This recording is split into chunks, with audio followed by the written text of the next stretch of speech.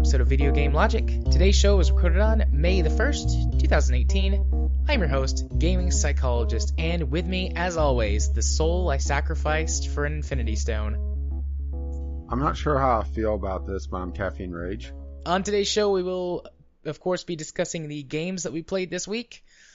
15 arrests were made in connection to PUBG cheaters. Call of Juarez Gunslingers officially returns to Steam. AMD reports they don't see a significant risk of secondhand GPUs appearing as crypto demands seem to wane. The Steam Spy creator develops a new algorithm to keep the service alive. EA, Activision, Blizzard, and Valve are found in breach of Belgian gambling laws. Battle Royale is already saturated, according to the State of Decay 2 devs. Harry Potter Hogwarts Mystery forces you to pay or wait to save a kid from being strangled to death. Total Biscuit announces his retirement due to continuing health issues.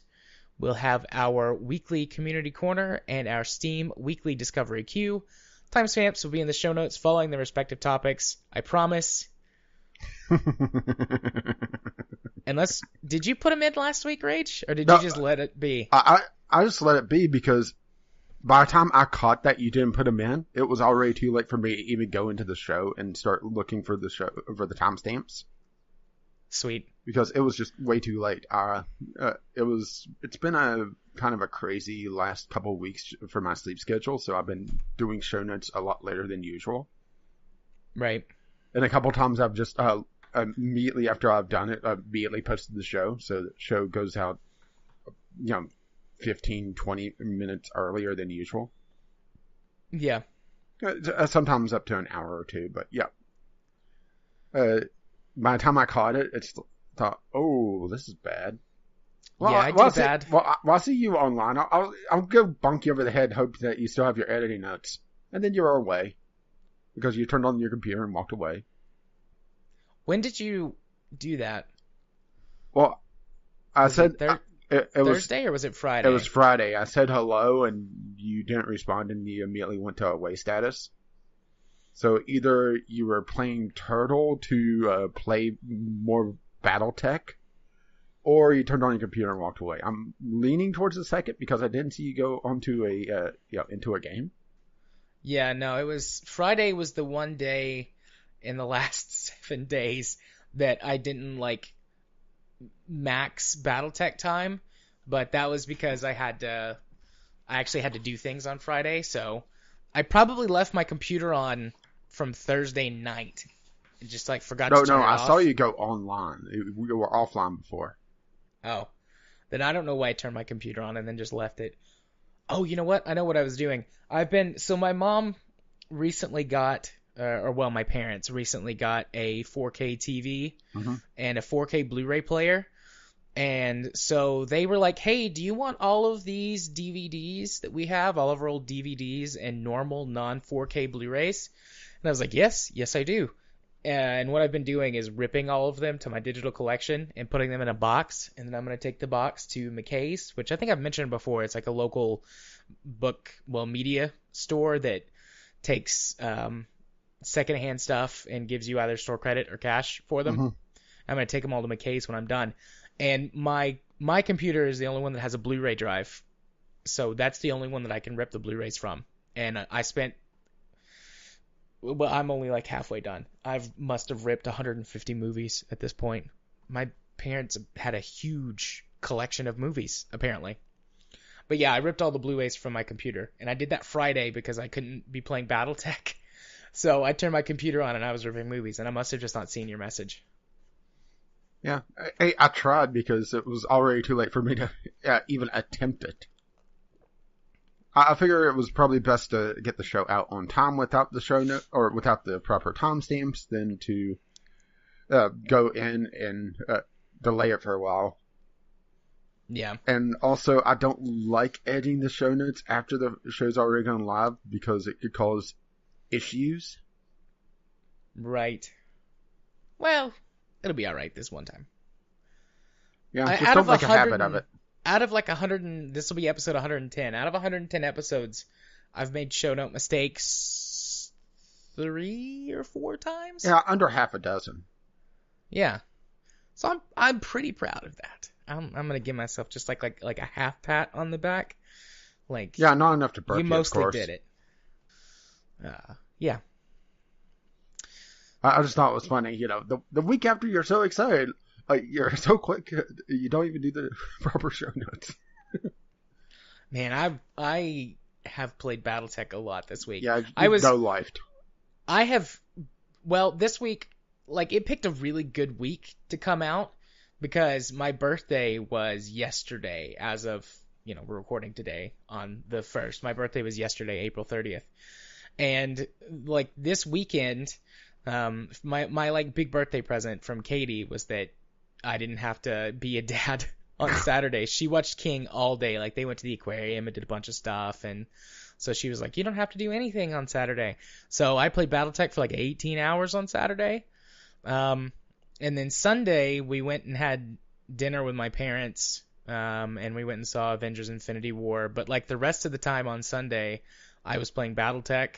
And then Monday, the kids stayed at my parents' house Sunday night and Monday night. So Monday there was no kid. And, like, Katie and I did a bunch of stuff yesterday, but I still got to play BattleTech for like 6 or 7 hours yesterday. No wonder you're ahead of me on the story.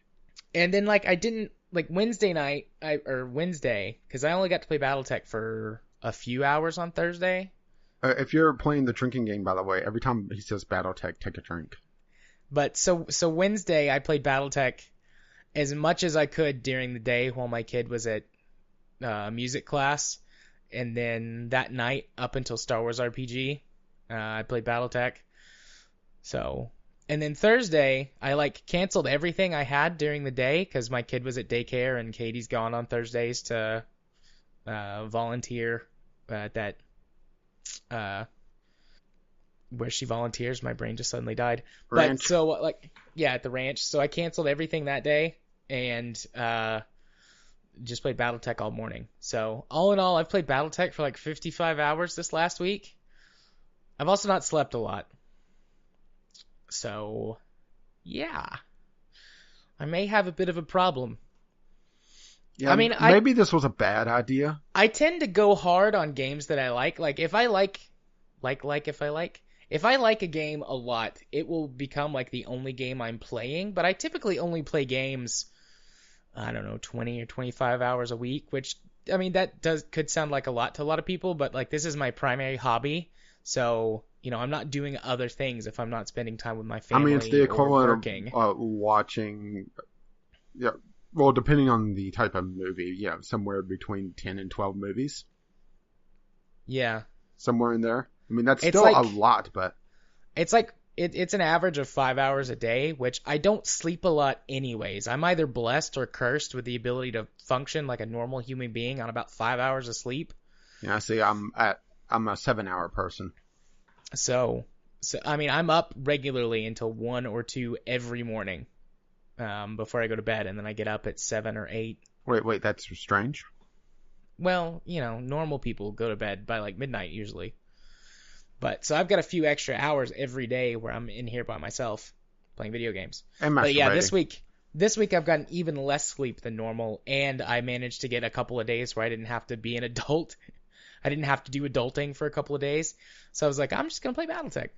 But I mean, like, today, like, things are returning to normal. Like, today, I played BattleTech, or I played video games for about 2 hours today total. I love that now BattleTech is video games to you. BattleTech is, there are no video games. There's no rest. There is no sleep. There is only BattleTech. There was a reason why I asked if you were playing something for the podcast. If you played something that you could talk about.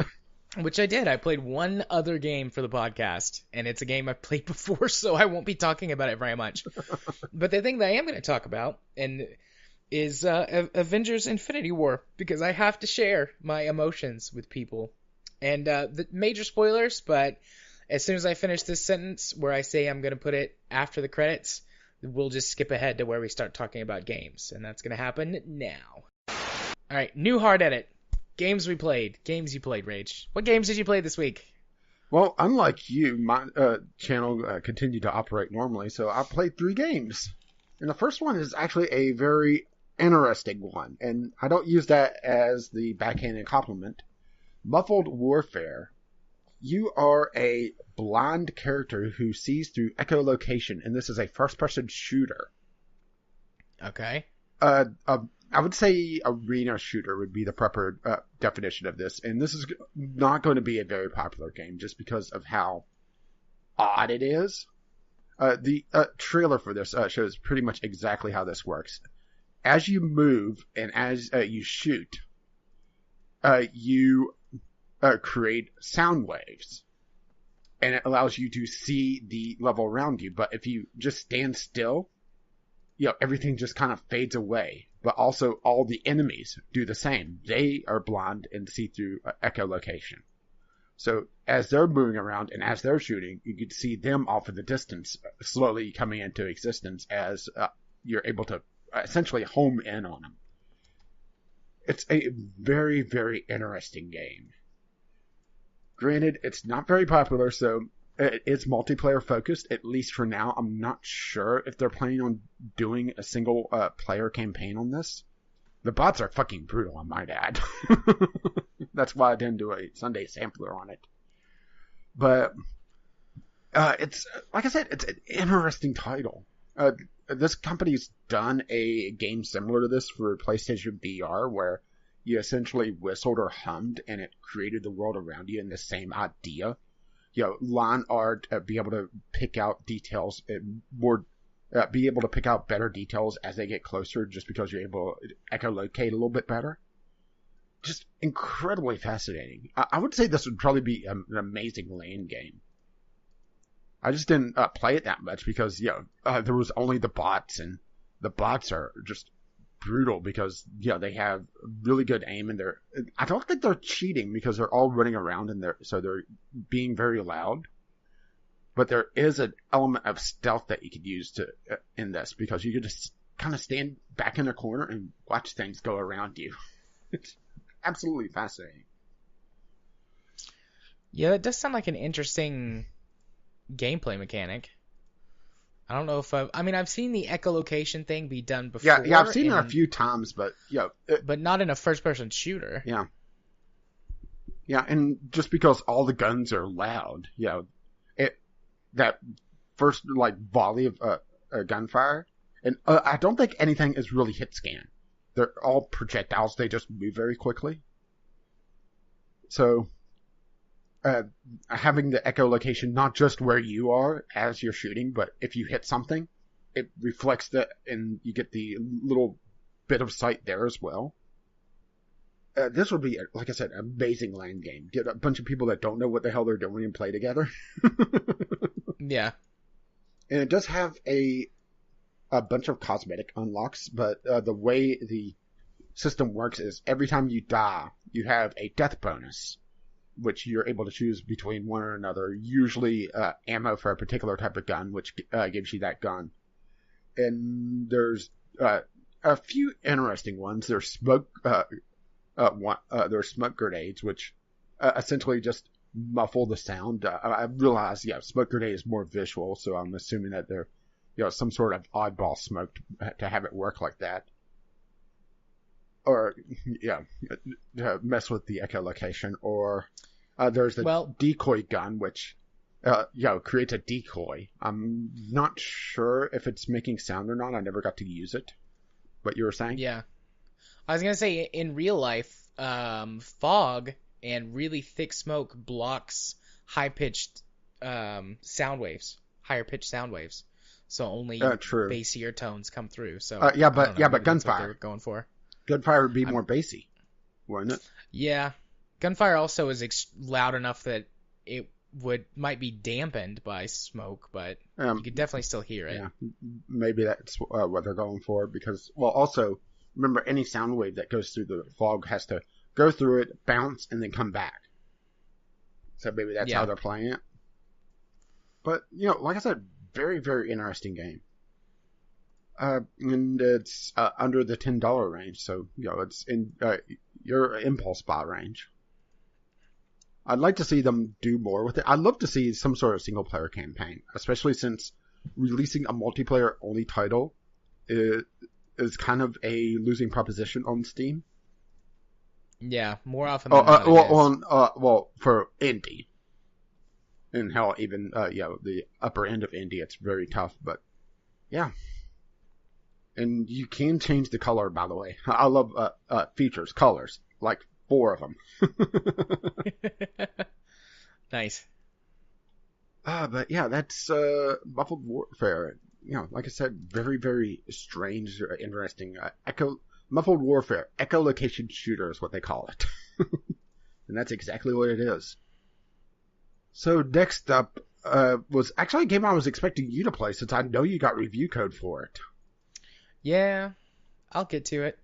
Train Valley 2. This is a puzzle game, sort of, where you're laying down track and trying to essentially unlock the level, because I have to say that the puzzle element is more trying to do it under the time limit than anything else, because you can just sit there and kind of goof around. I never got to play the original Train Valley, so I'm not sure if that's the case in the original.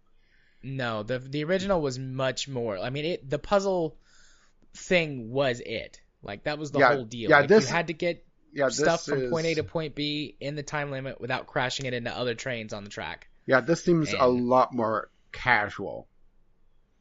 Where you can just kind of sit back and relax, and if you don't get all the stars, oh well.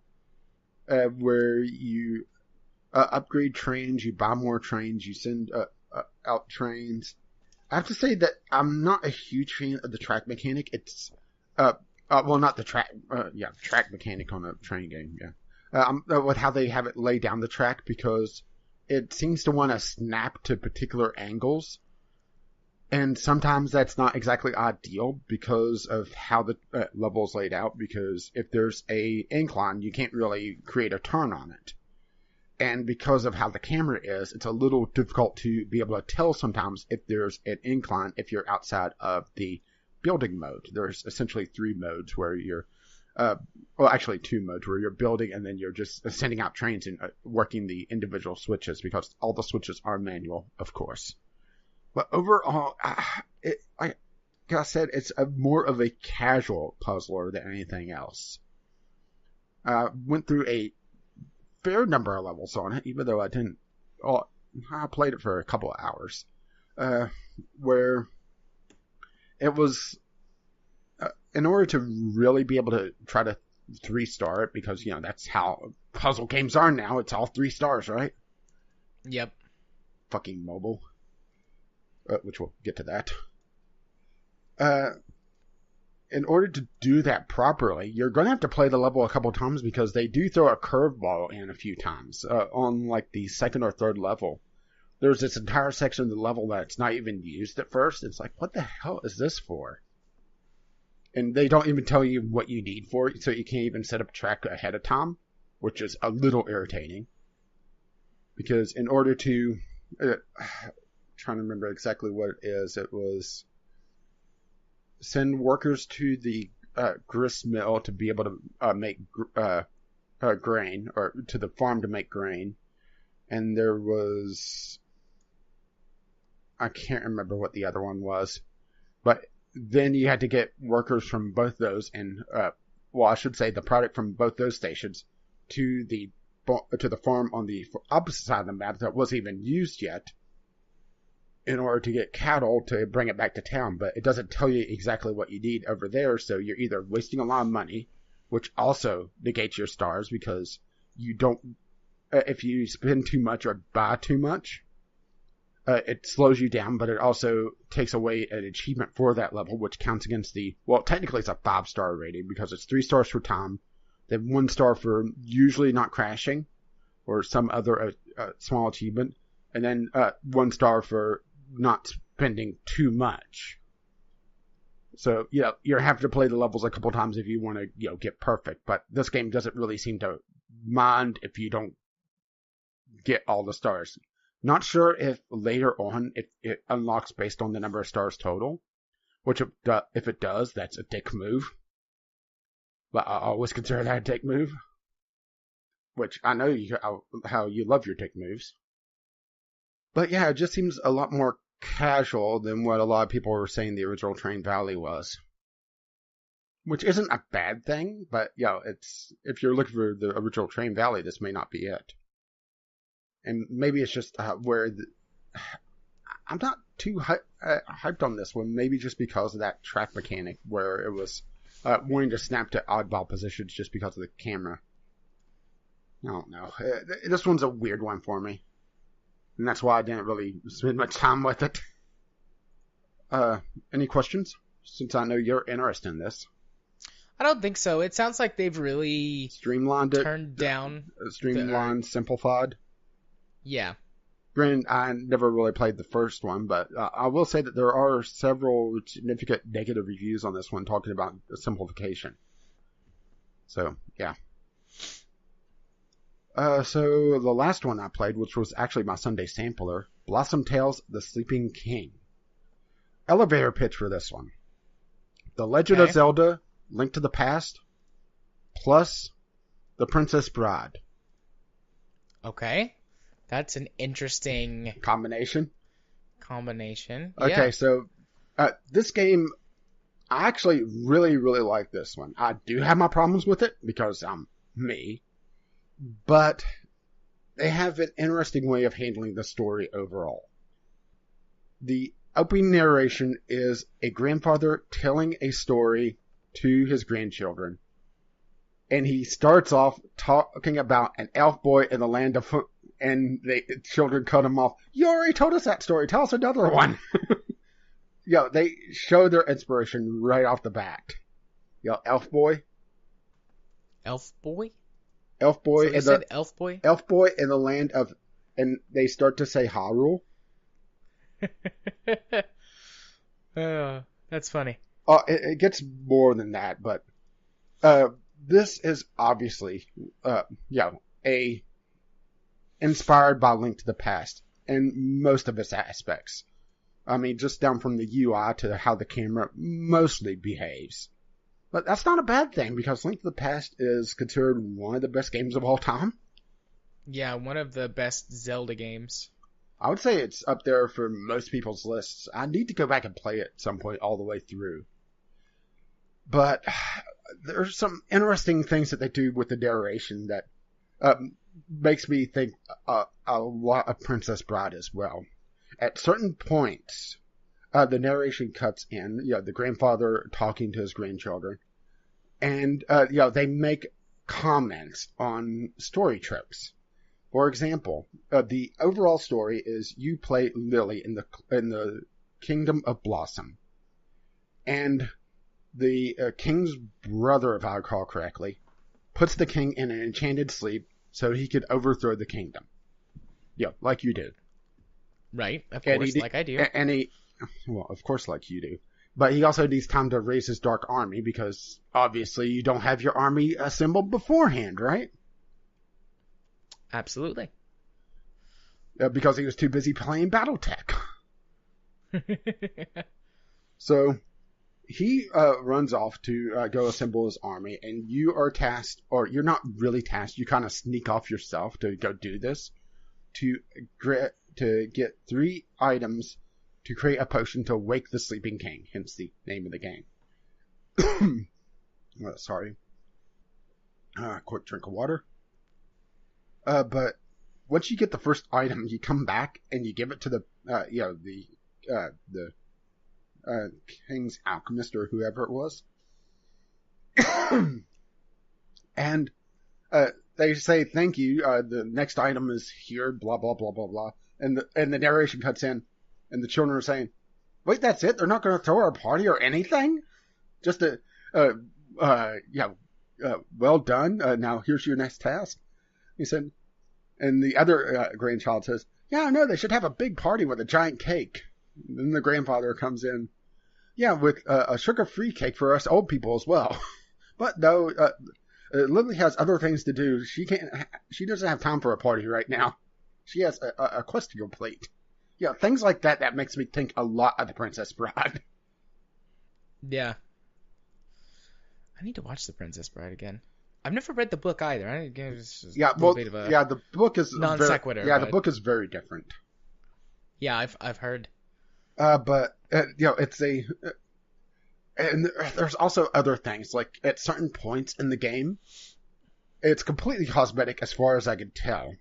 But you'll come up to a mini boss fight, usually outside the dungeon or on the way to the dungeon, and the children start fighting over what Lily is actually fighting. So in the video, I actually had it where they were fighting over the fact that was Lily fighting a pirate queen or a ninja, and train. So we'll stop here for a moment. But okay, so the children are fighting whether they're Lily. She's not a princess; she's just a knight. If she's fighting a pirate queen or a ninja, and then it comes up with a prompt for you to choose which you're fighting. As far as I could tell, completely cosmetic, but it's a nice little touch, you know? Right. I thought it was amusing. Some of my criticisms of the game, they use the Link to the Past system for the camera, but then they put Lily in some very, very, very large rooms where your camera is not able to see the entire room. And typically, that's not that bad, but then occasionally you hit a puzzle element that requires you to look around and explore the room a lot more than you really would have to in A Link to the Past. They didn't really use the limitation of the camera. I think they forgot about the limitation of the camera with some of the puzzle design. Granted, they do throw a lot of variety in the puzzles. There's timing puzzles where you have to avoiding spike balls. There's slide block puzzles. I'm not sure what the name of it is, but you have to essentially draw a line to fill in all the missing blocks without picking up the pin. You know, that type of puzzle. Yeah. There's several of those. There's a cryptogram puzzle that you encounter fairly quickly. There's lighting torches with the bow, and this is all within the first few hours. The game's only about 15 hours long, though, which is actually about the length of Link to the Past, but it doesn't have as many dungeons. It has a little bit more filler with side quests, which isn't a bad thing. Some of them are just simple fetch quests. Some of them are more involved, but But overall, my gripes with this game just seem minor in comparison. Actually, like I said, really liked it. Go ahead. It looks interesting and neat, and I love the idea of marrying Princess Bride to a Zelda-style game. Too bad I just don't really like this type of game. Yeah, I will say that art-wise, they spent a lot more time on the boss design than the overworld. Because if you compare, like, the boss that you see in these screenshots, and how detailed it is compared to some of the overworld shots, which are very samey and feel very copy and paste, there's a definite focus on the boss aspect. I mean, it's not an ugly game by any stretch of the imagination, but I would say it's decent, you know? Yeah. And the same really goes for music. Overworld, it's alright. Dungeon music, a lot of long tones, a lot of bassy tones. But boss fights are a lot more intense and have a lot better music, in my opinion. Other oddball criticism is, well, for one, they only use 3 of the 4 face buttons, which is just weird. You have a dedicated sword button, so you're never considered defenseless. But then you're able to swap out the 2 other items that you're using. Which, it's just weird that they use 3 of the 4 instead of all 4. Usually it's either 2 or 4. But the reason why this feels odd is also that there's no item counters. Alright, so pretty much every Legend of Zelda I've ever played, you have to worry about your ammo count, you had to worry about your bomb count, that sort of thing. Yeah. And this is all tied to your magic meter, which is a Link to the Past style magic meter where you use it and then it slowly refills. Actually, I can't recall if it refills in Link to the Past, but yeah, you get what I mean. It's a Link to the style. A Link to the Past style magic meter where you use it, it depletes, and all the non-sword attacks deplete it to some degree. The blocking with the sword treats it as a stamina meter. Throwing a bomb uses a portion of it. Shooting the bow uses a portion of it. And that could lead to some complications in boss fights where you don't run out of ammo, but you're not able to attack because you used all your magic, which is just an oddity. And also the boss fights tend to drag on, so maybe it's a good thing that you don't have an ammo count. Instead of, the 3 or 4 hits that most of the bosses take in these type of games, or, maybe up to 4 or 5. The golem encounter that you get to see in the screenshots, it took me a good 10 shots to kill it. And whenever you hit it, the screen would flash white. And I was thinking, okay, maybe I'm doing damage to it. Maybe. It's not a really good indicator. And then slowly it started changing colors from white to green, then green to yellow, and then yellow to red. So, I was doing damage to it, but it just drug out. And, it felt a little bit padding-ish. I mean, it's, a fairly minor complaint, all things considered, but, those two kind of play into the 15-hour overall time frame of the game. It's just but those are like my main criticism of it. Just the boss fights feel a little bit long. It handles weapons a little bit strangely, a little bit odd on the controls in general. The controls are also a little twitchy on throwing bombs. Not that bad, but it takes a little getting used to. But overall, not a bad game to pick up. I would say it definitely on sale, but it's only $15 normally. Sweet. Yeah, like I said, I love the idea of this. I just don't like these types of games typically. Is this something are we gonna have to do a Link to the Past for a game club? We could. I've played a Link to the Past before. It was all right. I recognize that it's a really good game. Just I don't like this style of game. And yes, I have said that before, and we have played games that have changed my view on it. Perhaps it is time for me to revisit it, because it's been years since I've played a top-down game like this. Well, that's also part of the reason of Game Club is to occasionally push us out of our comfort zone. And then usually I whine about it, especially with Skyrim. So I would be willing to try, but I haven't liked these types of games in the past. But a game besides BattleTech that I do like, that I played a little bit this week, just so I could talk about something on the show, was No Man's Sky. Was it because I asked? Or did you... Legitimately, it was because you asked. Because I realized, wait a minute. I haven't seen you play anything else. And then I realized, oh no, you're no-lifing this. Yeah, so like I said, I played BattleTech for 59 hours this last week. But you can't talk about it yet. Don't worry, my life is back on more normal track. Katie hasn't quite filed for divorce yet. Like I said, it just so happened that its release lined up with the perfect week for me to no-life a game. And it's felt really good. I haven't done that with a single game, in a very, very long time. At least getting married getting married and having a kid, obviously your life changes and you can't just play games as much as you used to could. And this week I played games like I used to did before I was married. And it was really nice. I want to stay married, so I'll go back to being a normal human. But wait, go back? It's still nice. Yeah. Anyways, I usually listen to podcasts while I play video games. That's one of the requirements for games that I really enjoy playing, unless it's a game specifically like an RPG that's very heavily story-based. I listen to podcasts while I play games.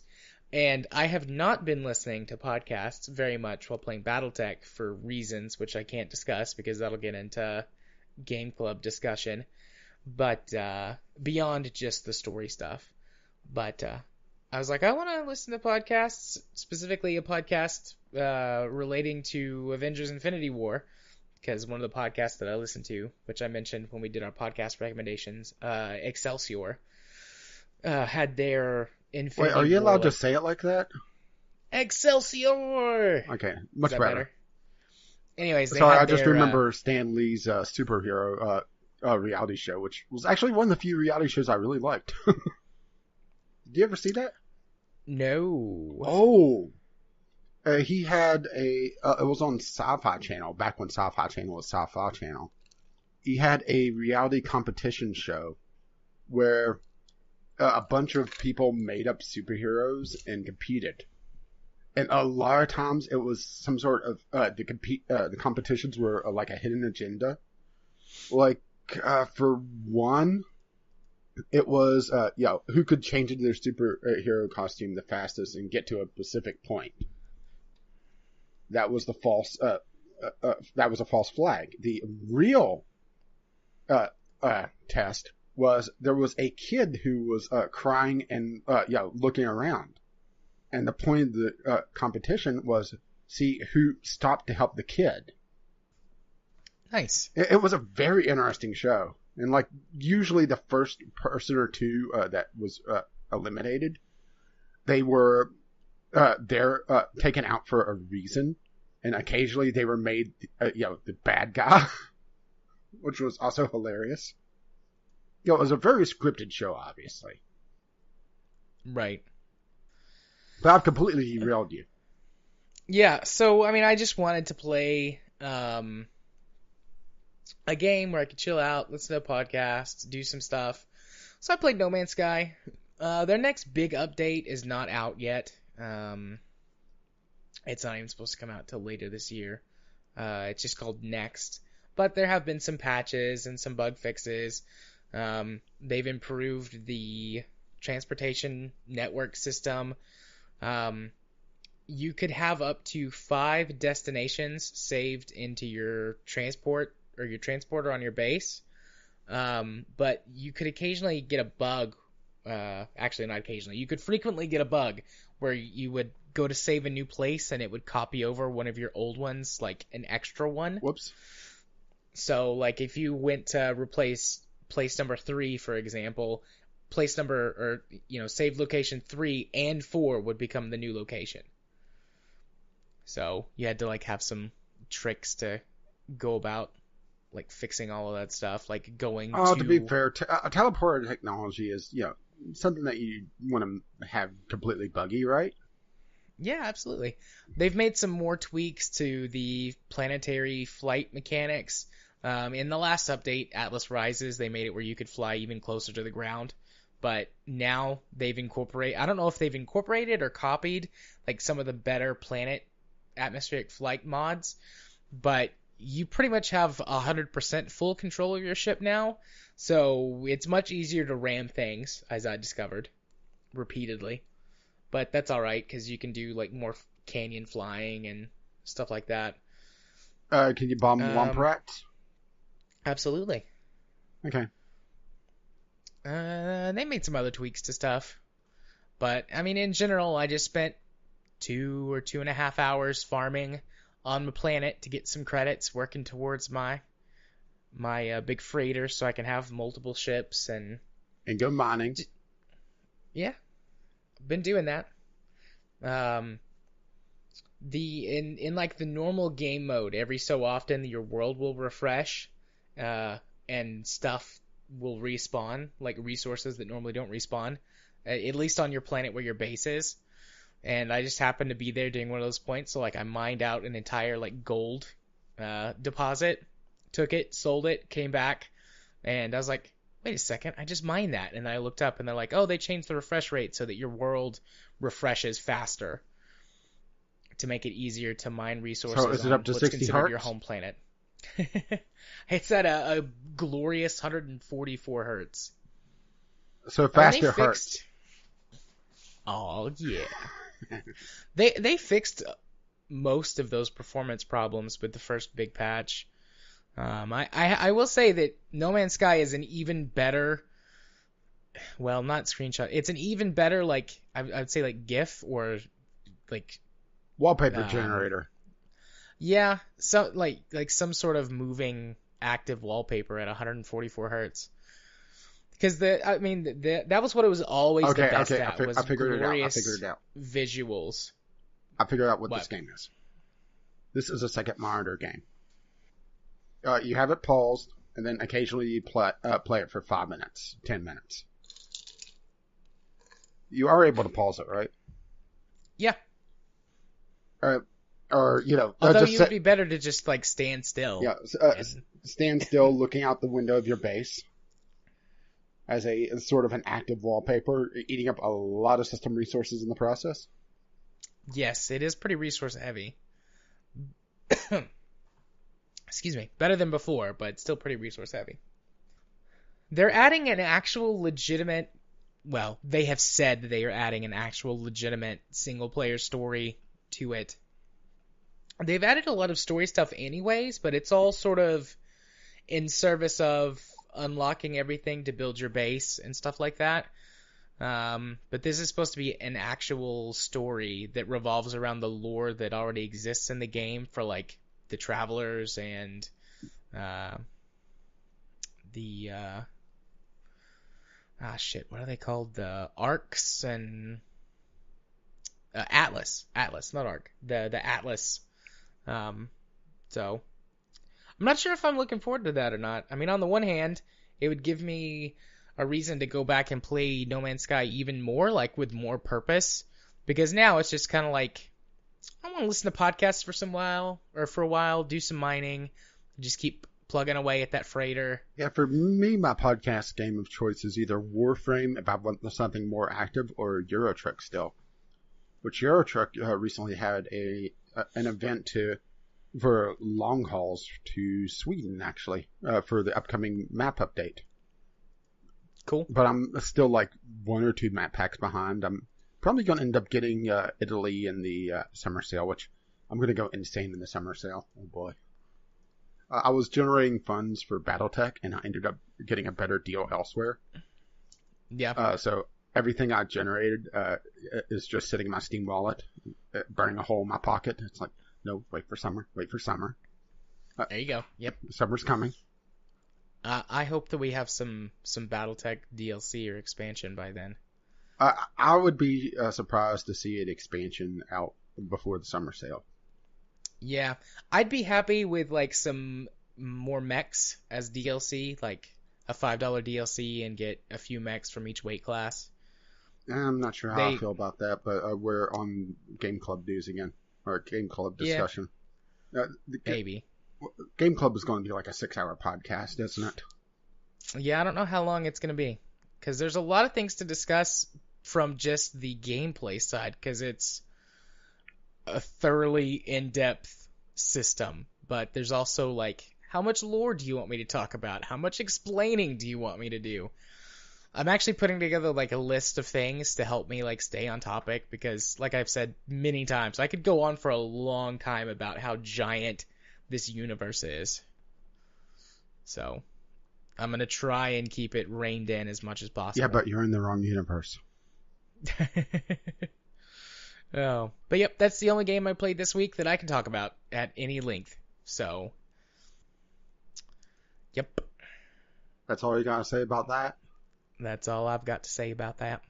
It does make me wonder, since we had a Spore discussion last week in the community corner, I think it was last week, where if Spore released today, instead of back when post-release content wasn't as bite-sized as it was just expansion packs, would Spore be remembered as so much of a joke that it is now? I don't think so. I think Spore would do a lot better if it was released today. I mean, Spore it was a really good 3D modeling program and some very, very, very basic games. I mean, to be honest, Spore is much more of a game than a lot of games that are released today. True. So if it released today, it would be, yeah, well, I don't want to say like praised, but people would be like, oh, hey, a real game. Because unless you go to the indie scene, there are very few games that come out that are like, this is feels like a full game and is not just a battle royale mode. Well, you're skipping ahead in the news topics, but honestly, the first news topic has to do with battle royale too. Yeah, true. Battle royale and loot boxes. Oh, but to me, sport always felt very, very shallow gameplay wise. Like they took the idea of the very basic idea of 5 games or 5 different genres, and that was about it. They never really expanded upon them. Which maybe that's the problem with sport gameplay wise. Outside of at least one of the life stages that they completely removed, was that they never really fleshed out anything. Yeah. And that just required too much time. But since we mentioned Battle Royale, shall we move on to the news? Indeed. Our first news topic of the week, 15 arrests made in connection to PUBG cheaters. Yeah, and this isn't just cheaters, but also people that's been using cheats to distribute, hacks, codes, taking over systems, ruining people's lives, that sort of thing. So it's not just cheaters, even though, the cheaters are being targeted here. But I do love the names. 15 major suspects, including OMG, FL, and one of these is Firefox. One of these, I went to Google Translate, by the way. I'm trying to remember what the others ones were. One was just, a Chinese name. But it was just amusing to me. Firefox, OMG, FL. Let's see. Suya. That's the third one, and the fourth one, and the fifth one is Yang Ha Ang. So yeah, there's umlaut, so it's hard to get the proper pronunciation. But yeah, Firefox. Very simple, simplistic names. Yeah. But yeah, PUBG is being just absolutely major in China, and actually Fortnite is releasing in China in the next week or two. Yeah. And it makes me... Wait, they are? Yeah. I thought Fortnite was already in China. They're officially publishing in China. Remember, China has a thing where games have to be locally published. So typically Western games have to have essentially a shell company in China to publish through. That's why PUBG has a secondary publisher in China. Yeah. So it's not PUBG Corp. It's is that Bluehole, or it's tough for me to really give a damn about PUBG, to be perfectly honest, to really keep it straight. But yeah, Fortnite is officially releasing in China, and so you don't have to do hacks and go arounds. But it makes me wonder if they're looking at the cheating problem that PUBG has had and has really tightened down things, because PUBG has had an absolute horrendous time with cheaters, and so it's not a surprise that the cheaters have been distributing malicious code and they're being targeted by legal action.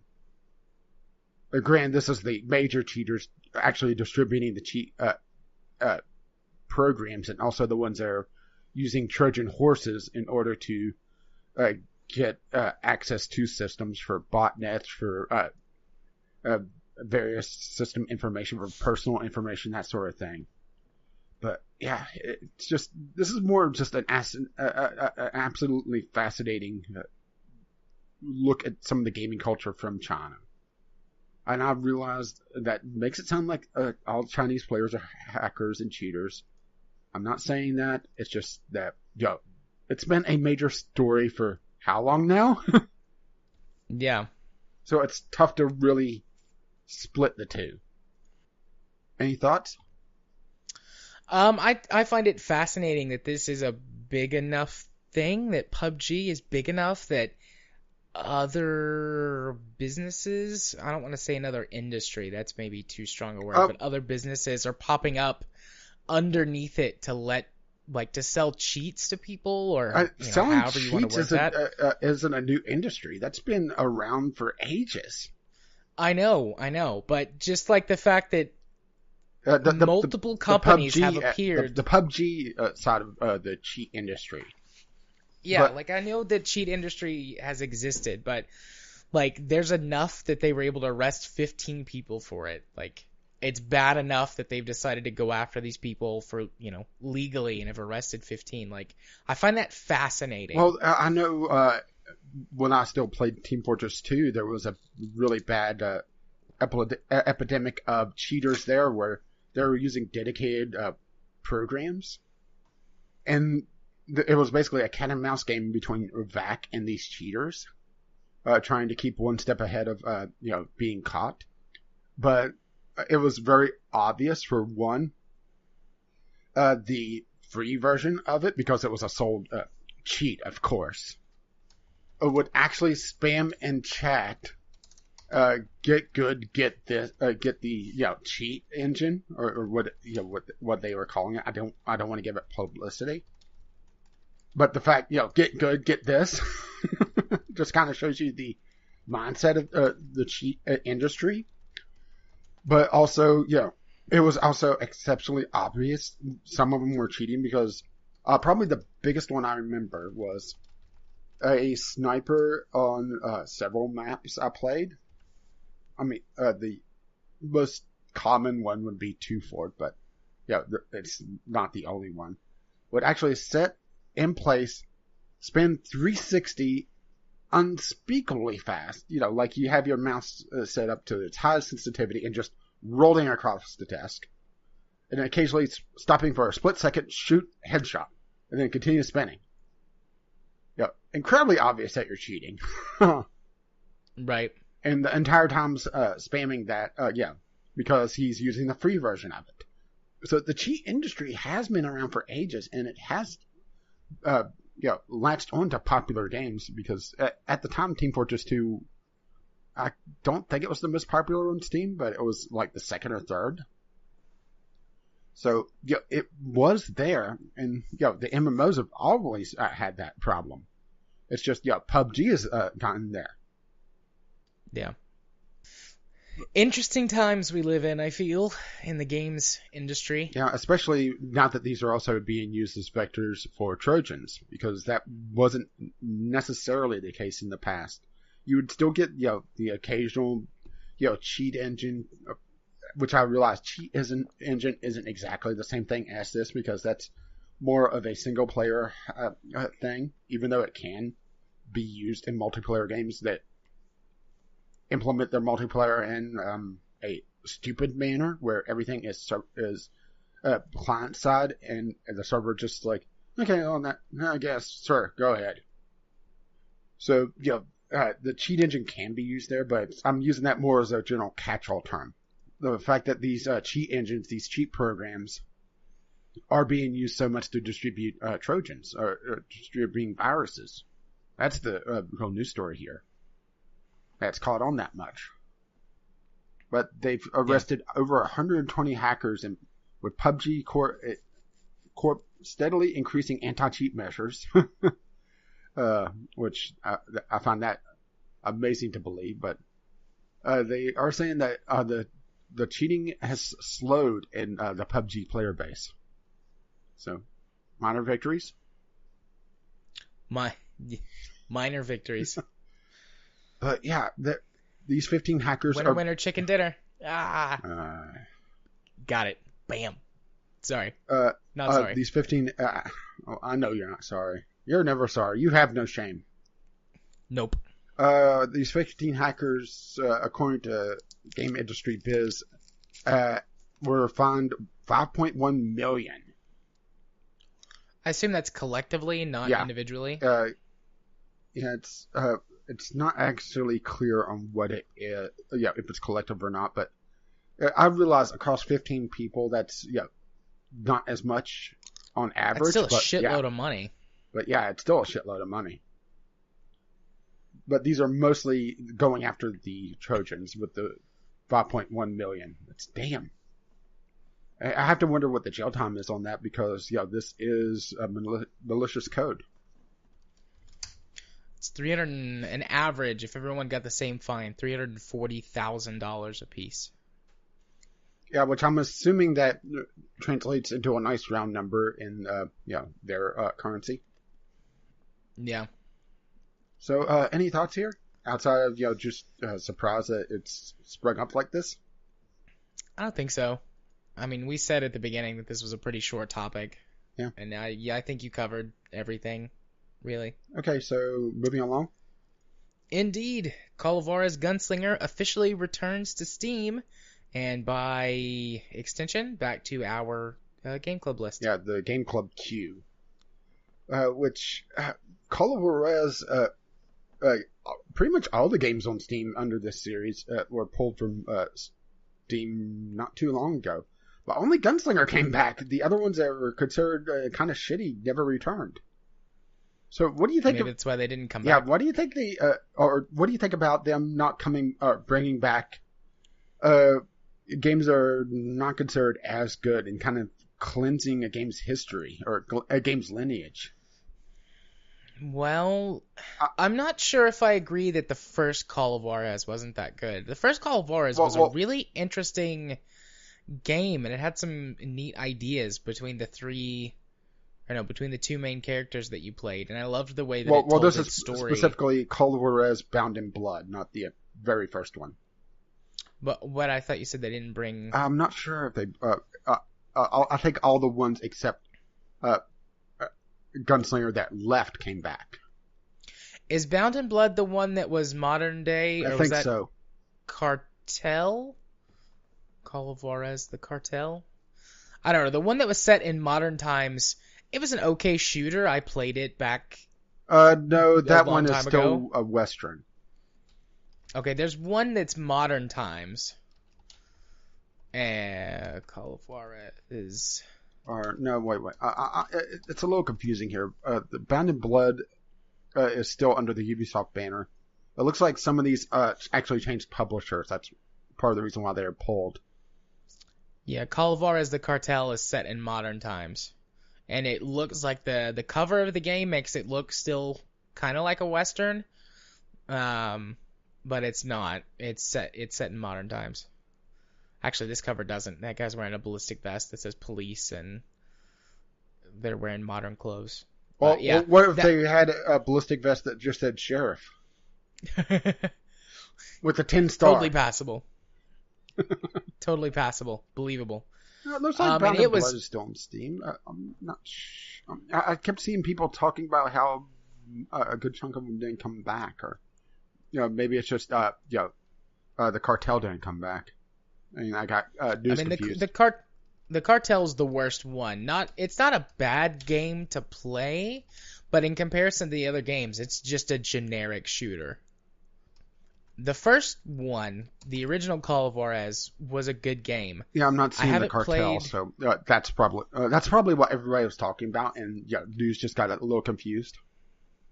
Yeah, I haven't played Bound in Blood. I have Bound in Blood on the U-Store because I got it through Newegg with store credit that I had to use. And it doesn't run because I have the audacity to have more than 2 cores on my CPU. Yeah. The first Call of Juarez, though, was really good. It was I actually played this game with my mom, weirdly, back in the day, because this game came out in 2007. I had it on Xbox 360, and she came into my room one day, and she's like, "What are you playing?" And I told her what it was, and she's like, "Oh, that's really interesting. It's a Western."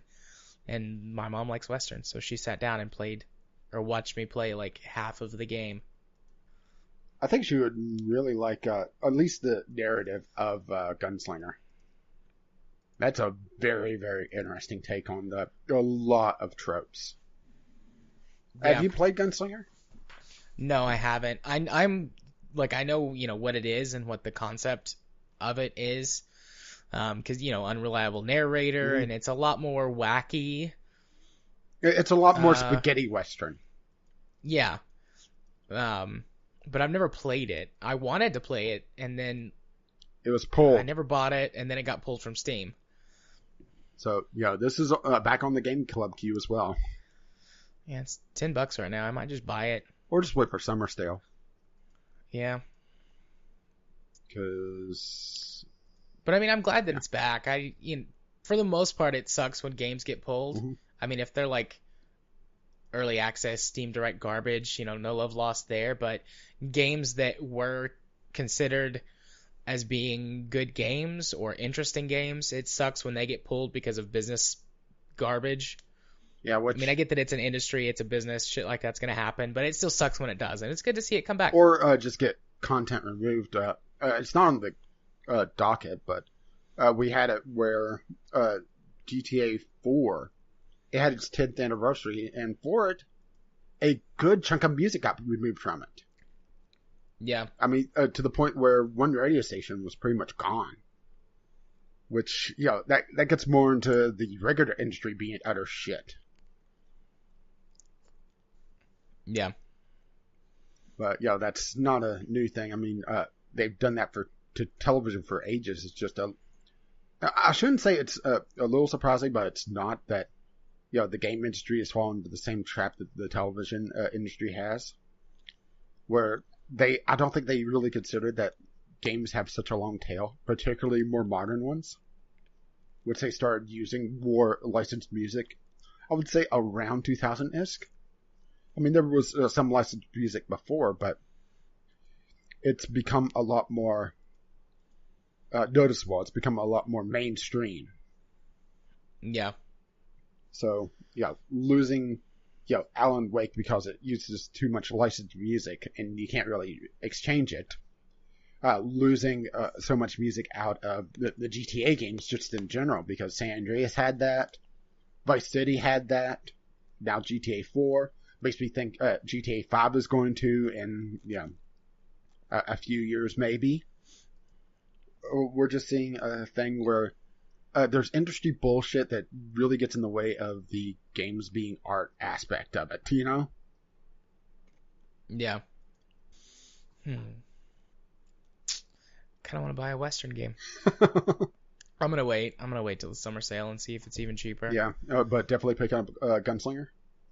Yeah, definitely going to. That way, if something happens to it again, we'll I'll still have it, and then we'll both have it, so it can stay on the list.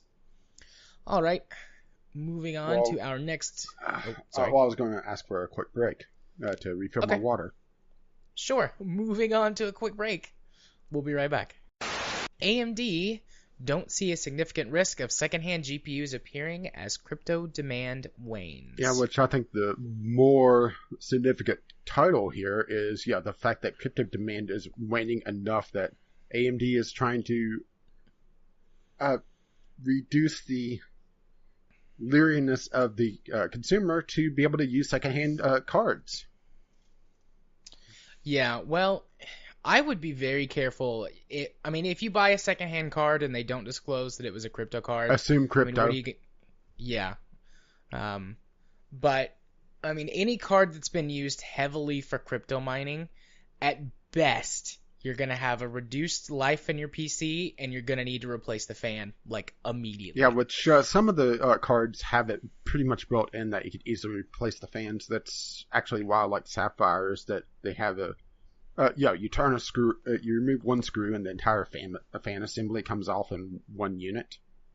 But granted, that also makes it a dedicated part. But there's a second article here that graphics card makers will be forced to slash prices after GPU shipments fall by 40%. So, that's kind of the more significant thing here, where AMD is trying to alleviate fears while demand is falling significantly as cryptocurrency is really shifting gears once again. Yeah. The two things have happened recently have happened recently with cryptocurrency mining. Like three things really. So the first, ASICs Four things have happened. ASICs have existed for a while now, and these are specific, basically baby PCs that is their entire purpose. They're designed to mine cryptocurrency. And pass butter. And they are... And what? And pass butter. Yeah. Hey, I don't like the show, but I can at least make the meme.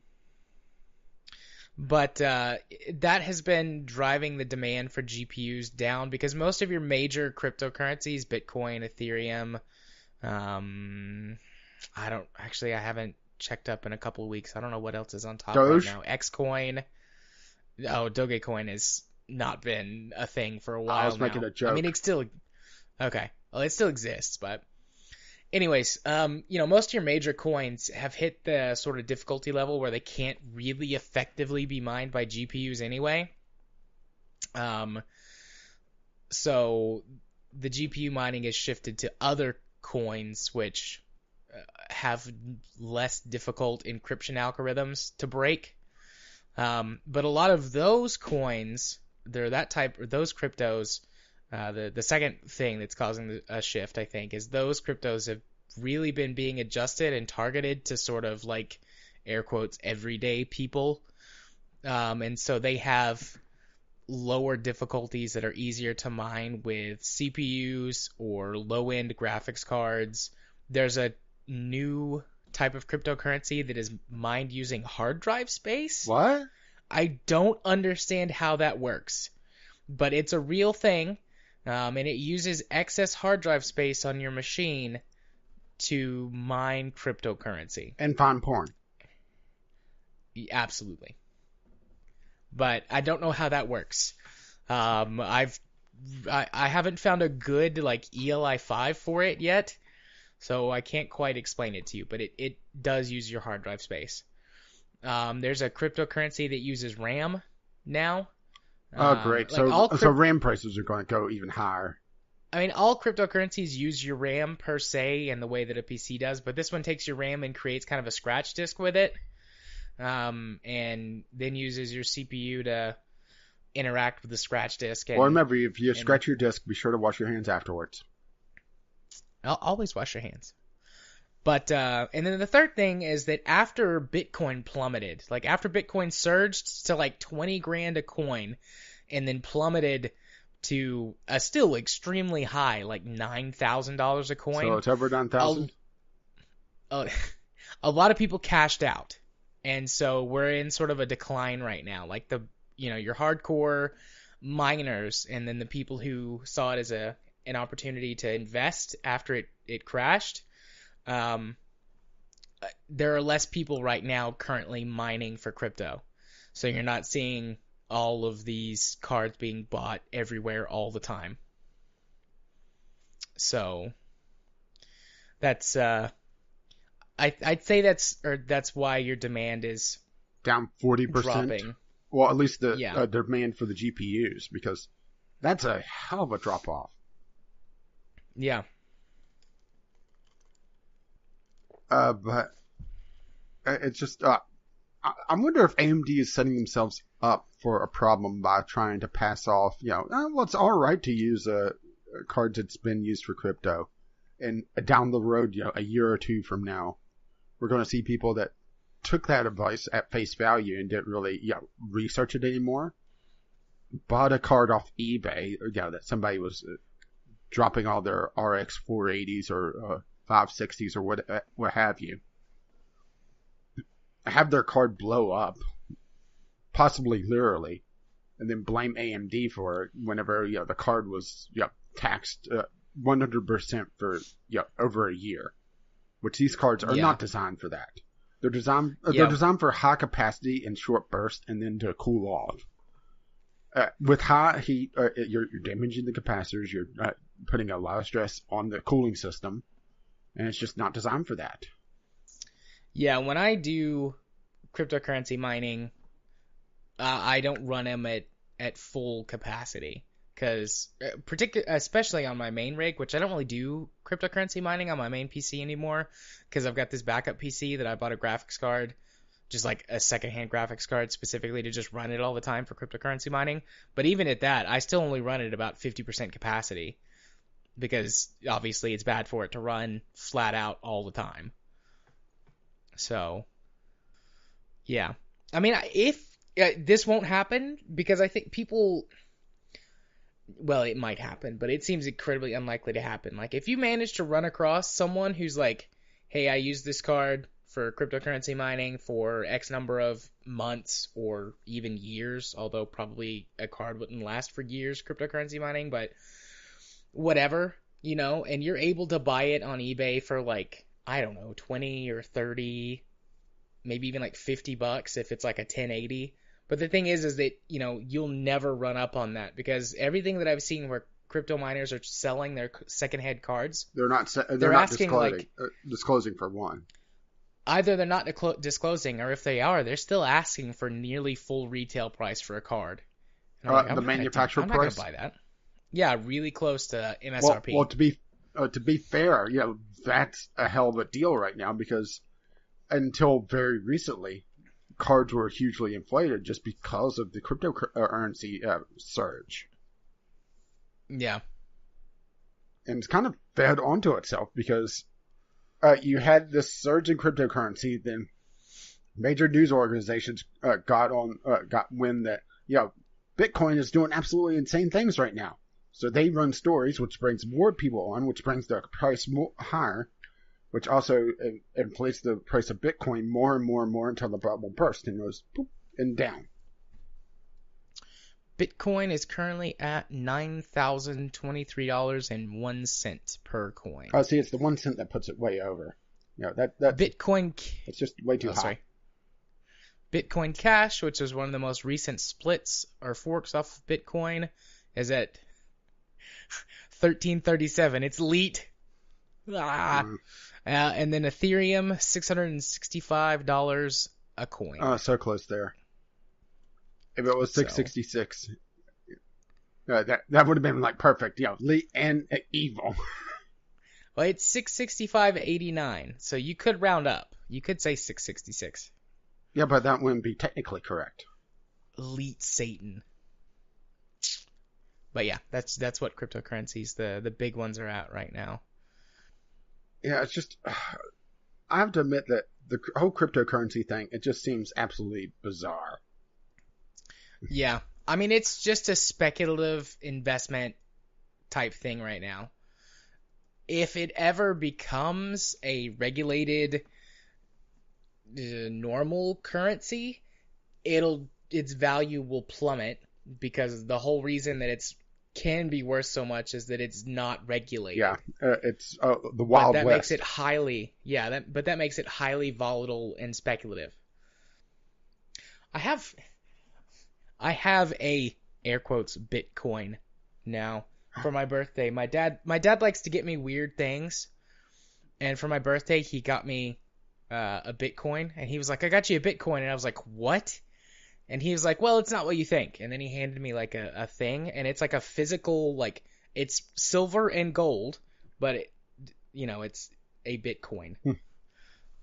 But it's, I mean, I don't know how much it's worth. I haven't looked that up yet. Probably, I don't know, $50. Like, it's one of those sort of like novelty coins that you can buy off of QVC or whatever. Yeah, one point, I think it was Penn Jillette on his podcast. Somebody gave him a Bitcoin. It was one of those coins that had a code on it. It had 15 coins in it. That'd be nice.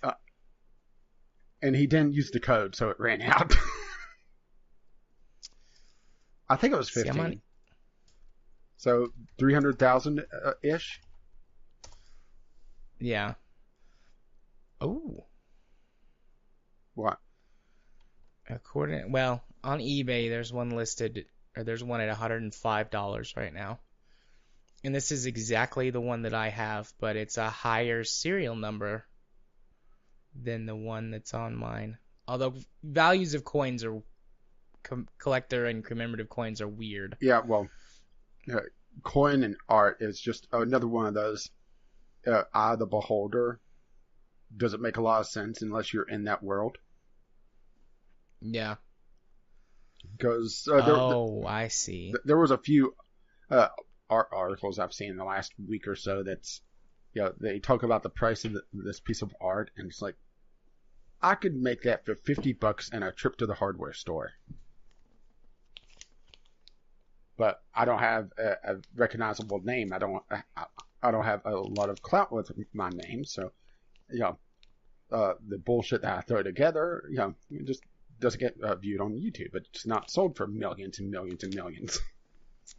I see what these are. So these that are listed for like $100+ were a limited run that had QR codes on them that had a value of Bitcoin. Ah. So they aren't actually selling the coins, they're selling the QR codes on the coins. Ah, makes sense now. Do I you don't still I get the don't physical coin? This auction is not selling the physical coin, just the QR code. Ah. You're buying a picture. Connect displaying current Bitcoin value. Where's the link? I want to see how much this coin's worth. Well, don't say that you can go to the link and not put it in your listing, asshole. Well, you could always melt down the coin. Of course, firing up a furnace that hot may, completely negate the value of the coin, but yeah. I wonder if I can just scan the QR code. And welcome to the QR code portion of the podcast. Let me try this. Let me just see what happens if I try and scan the QR code. Or if you end up in the Matrix, say hi to Neo for me. Okay. And tell Morpheus to get some ear hooks for his glasses. He looks weird. It's not scanning. Oh, we are completely off the rails. Is this going to get cut? I don't know. We'll see. I don't know. I'm not going to mess with this anymore. It's not scanning the code. Fuck it. Well, you'll do it. I'll look up. You won't do it live. I won't do it live. It's going to take too much time. So I don't. Do you have any more? That ain't more time than I thought it would. Yeah. Alrighty. Moving on to our next news topic. We got a whole bunch of them this week. Steam Spy creator develops new algorithm to keep service alive. Yeah, but she was throwing a bit of a fit for news sites reporting his tweet. Verbatim, essentially. Because he was talking about how Steam Spy, as a matter of fact, we talked about it pretty much as I saw it a couple weeks ago now, wasn't it?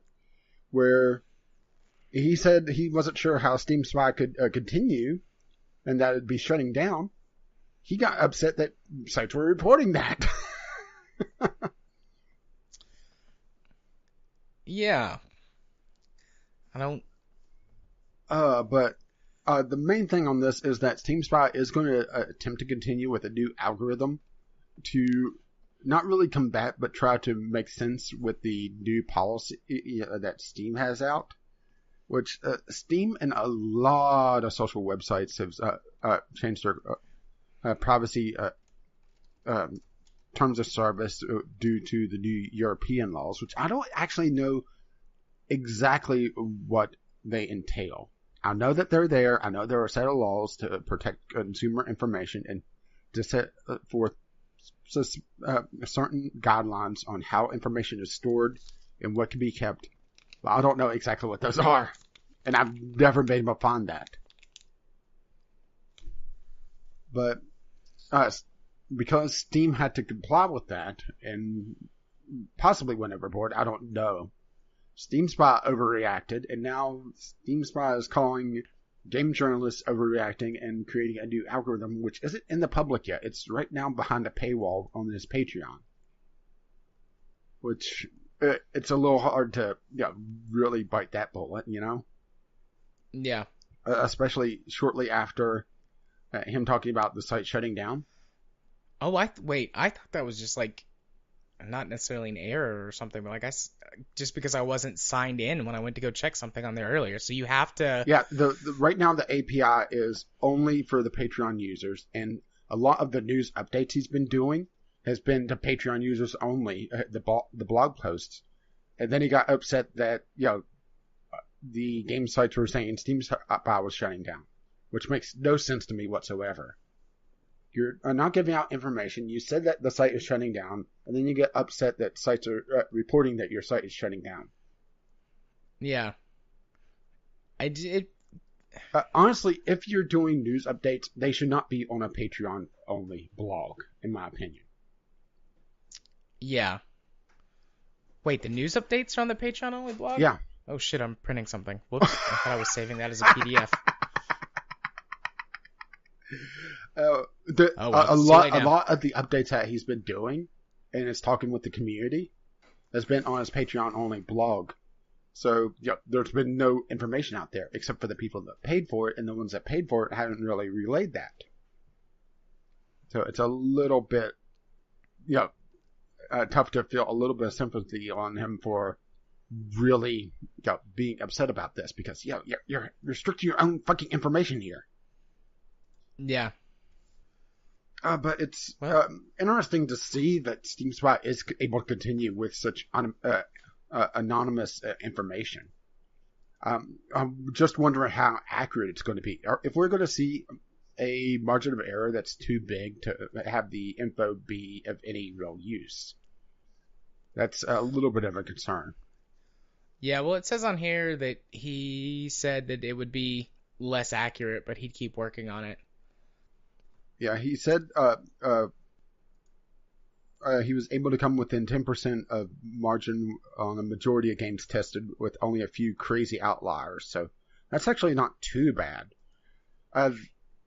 Another podcast I listen to, which is more game developers with games journalists in it as well, they were actually a little bit happy that Steam Spy was shutting down, which just boggles my mind, talking about how the information was muddying the waters, essentially.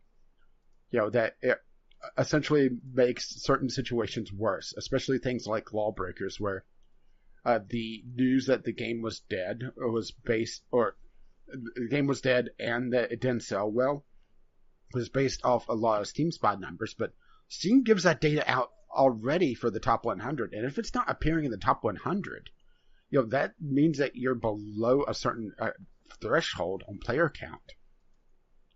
I mean, hell, right now, as we're talking, that would be under 1,982 for Space Engineers, by the way. So, that's not exactly Steam Spy's fault. So, it's just a little bit confusing to me that people are actually happy to lose this information. Yeah. I mean, I think it's better to have the information than not. I could see how some people, particularly devs of poorly performing games, wouldn't want that information out there.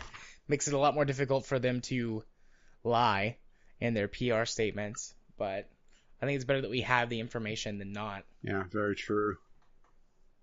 I guess it's just so strange to me that there's an active portion of the industry I'd much rather keep players in the dark that aren't the suits, that are the people in the trenches wanting to sell their games, that's wanting to get their games out there. Because Steam Spy is a very important tool.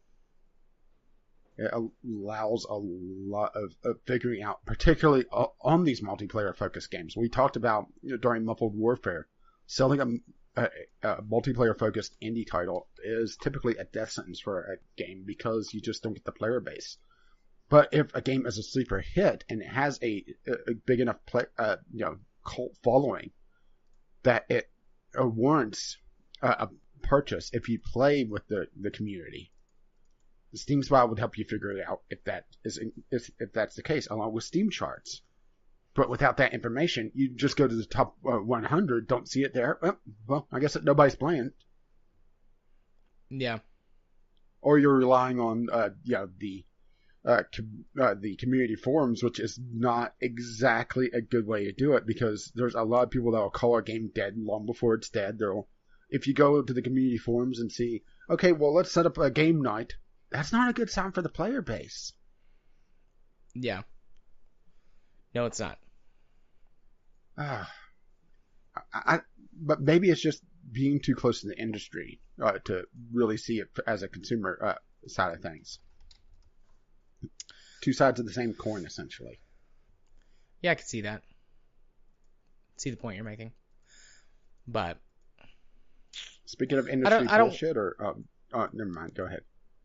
No, it's okay. I was gonna say I hope Steam Spy sticks around, even if their algorithm's a little less, or even if their data's a little less accurate than before. I wish Valve would be able to work with them, but maybe with the European laws they aren't able to. Yeah, maybe. Like I said, I haven't been able to find the nitty-gritty on those laws. Well, speaking of laws, Eh? EA, Activision, Blizzard, and Valve are found in breach of Belgian gambling laws. So, care to guess what this is about? Would it be some boxes? No, micro DLC. Which can... Oh, man. Yeah, you buy the keys and then you unlock the boxes. Oh. So, loot boxes in FIFA 18, Overwatch, and CSGO violate gambling legislation, says Belgian Gaming Commission. Or Gaming Commission, because gaming in this case is gambling. Yeah. So many months ago, the article says following a 5-month investigation, so I guess 5-ish months ago. Yeah, I'm pretty sure this was in the clusterfuck with EA and Battlefront 2, which it's kind of funny that Battlefront 2 got away from this because they recently patched that out, but they got it with FIFA 18 instead. Yeah, but I mean, we mentioned a number of countries that said, we're going to look at this, we're going to investigate it, it's going to committee. And I mean, we haven't heard anything since. Last week there was some rumblings that this might be the case. And it was after we recorded last week that this news story broke. That, yeah, they are in violation.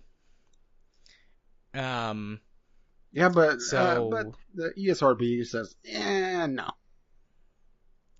Yeah, so let's see. Where I'm looking, scanning the article to look for the numbers. $800,000 euro fine on if the offending loot boxes are not removed. And these could also scope for a 5-year prison sentence, but these punishments can also be doubled when minors are involved.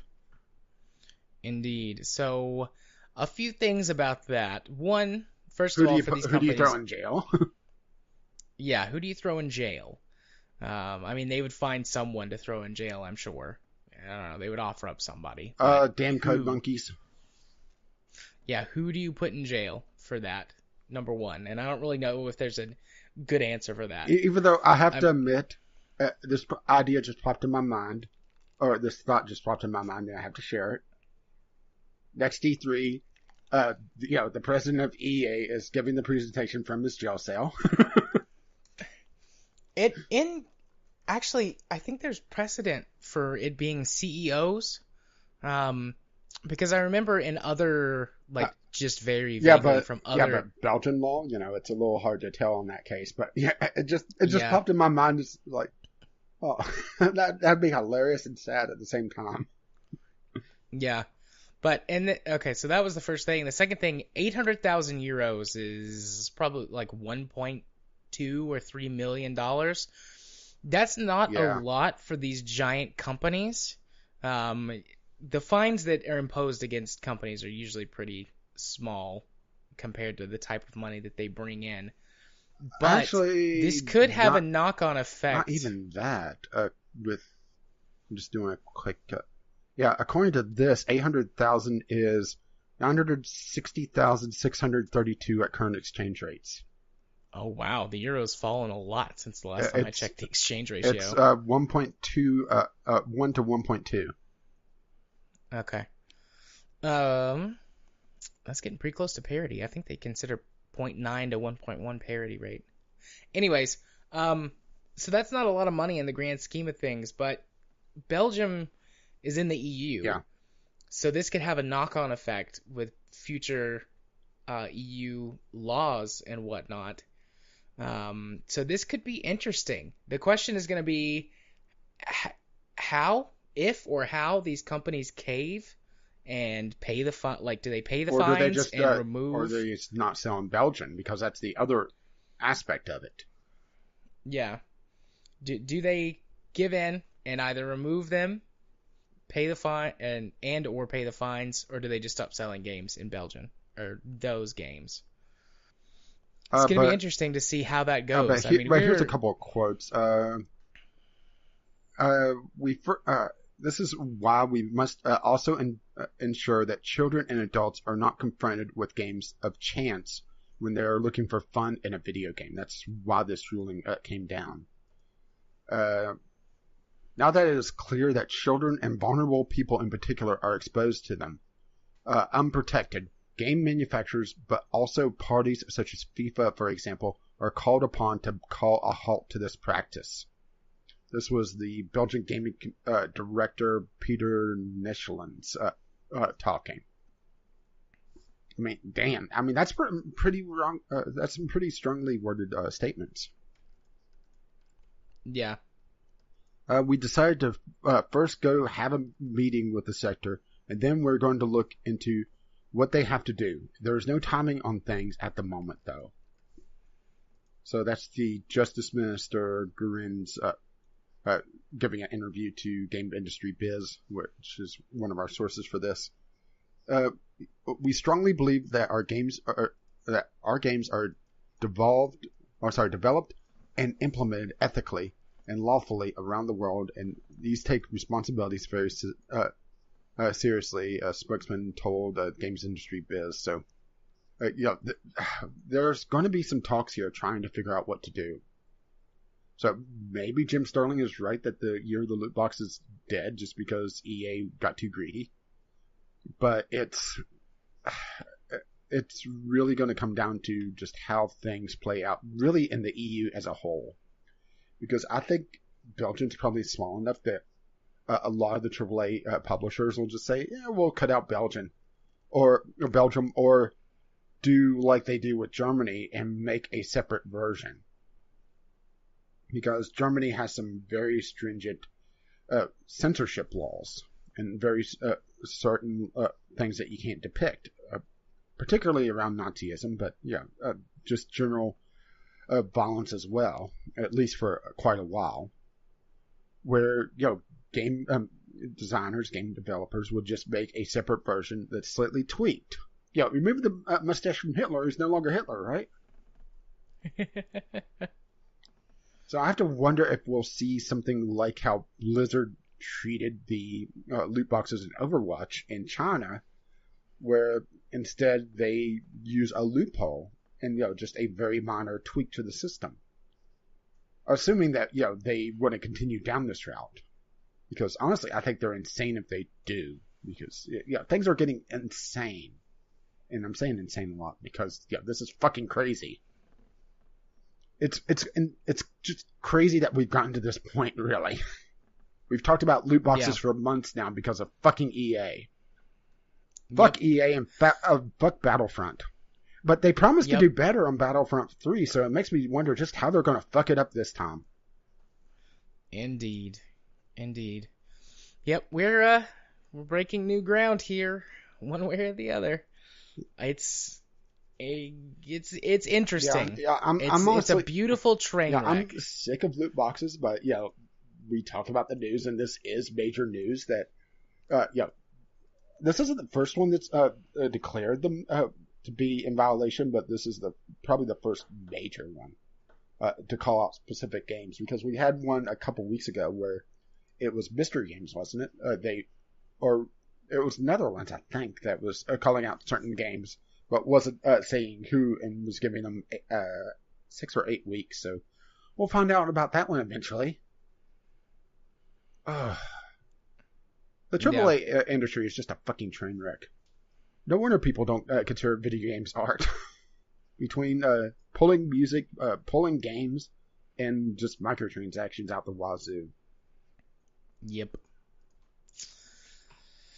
I too am sick of talking about loot boxes, but we do cover news, and this is a pretty big one, like you said. Yeah. But let's move on from one thing that I'm sick of talking about to another thing that I'm pretty close to being sick of talking about.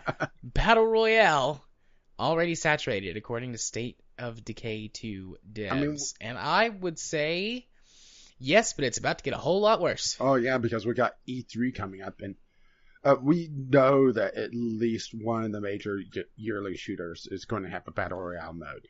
Definitely. Call of Duty. Yeah. Call of Duty already. No single player, Battle Royale. Yeah, which... The new Call of Duty. Which, to be fair, I never really cared about the Call of Duty single player, but the fact that they're cutting it for Battle Royale, which is a game mode that takes a day or two of development. Yeah.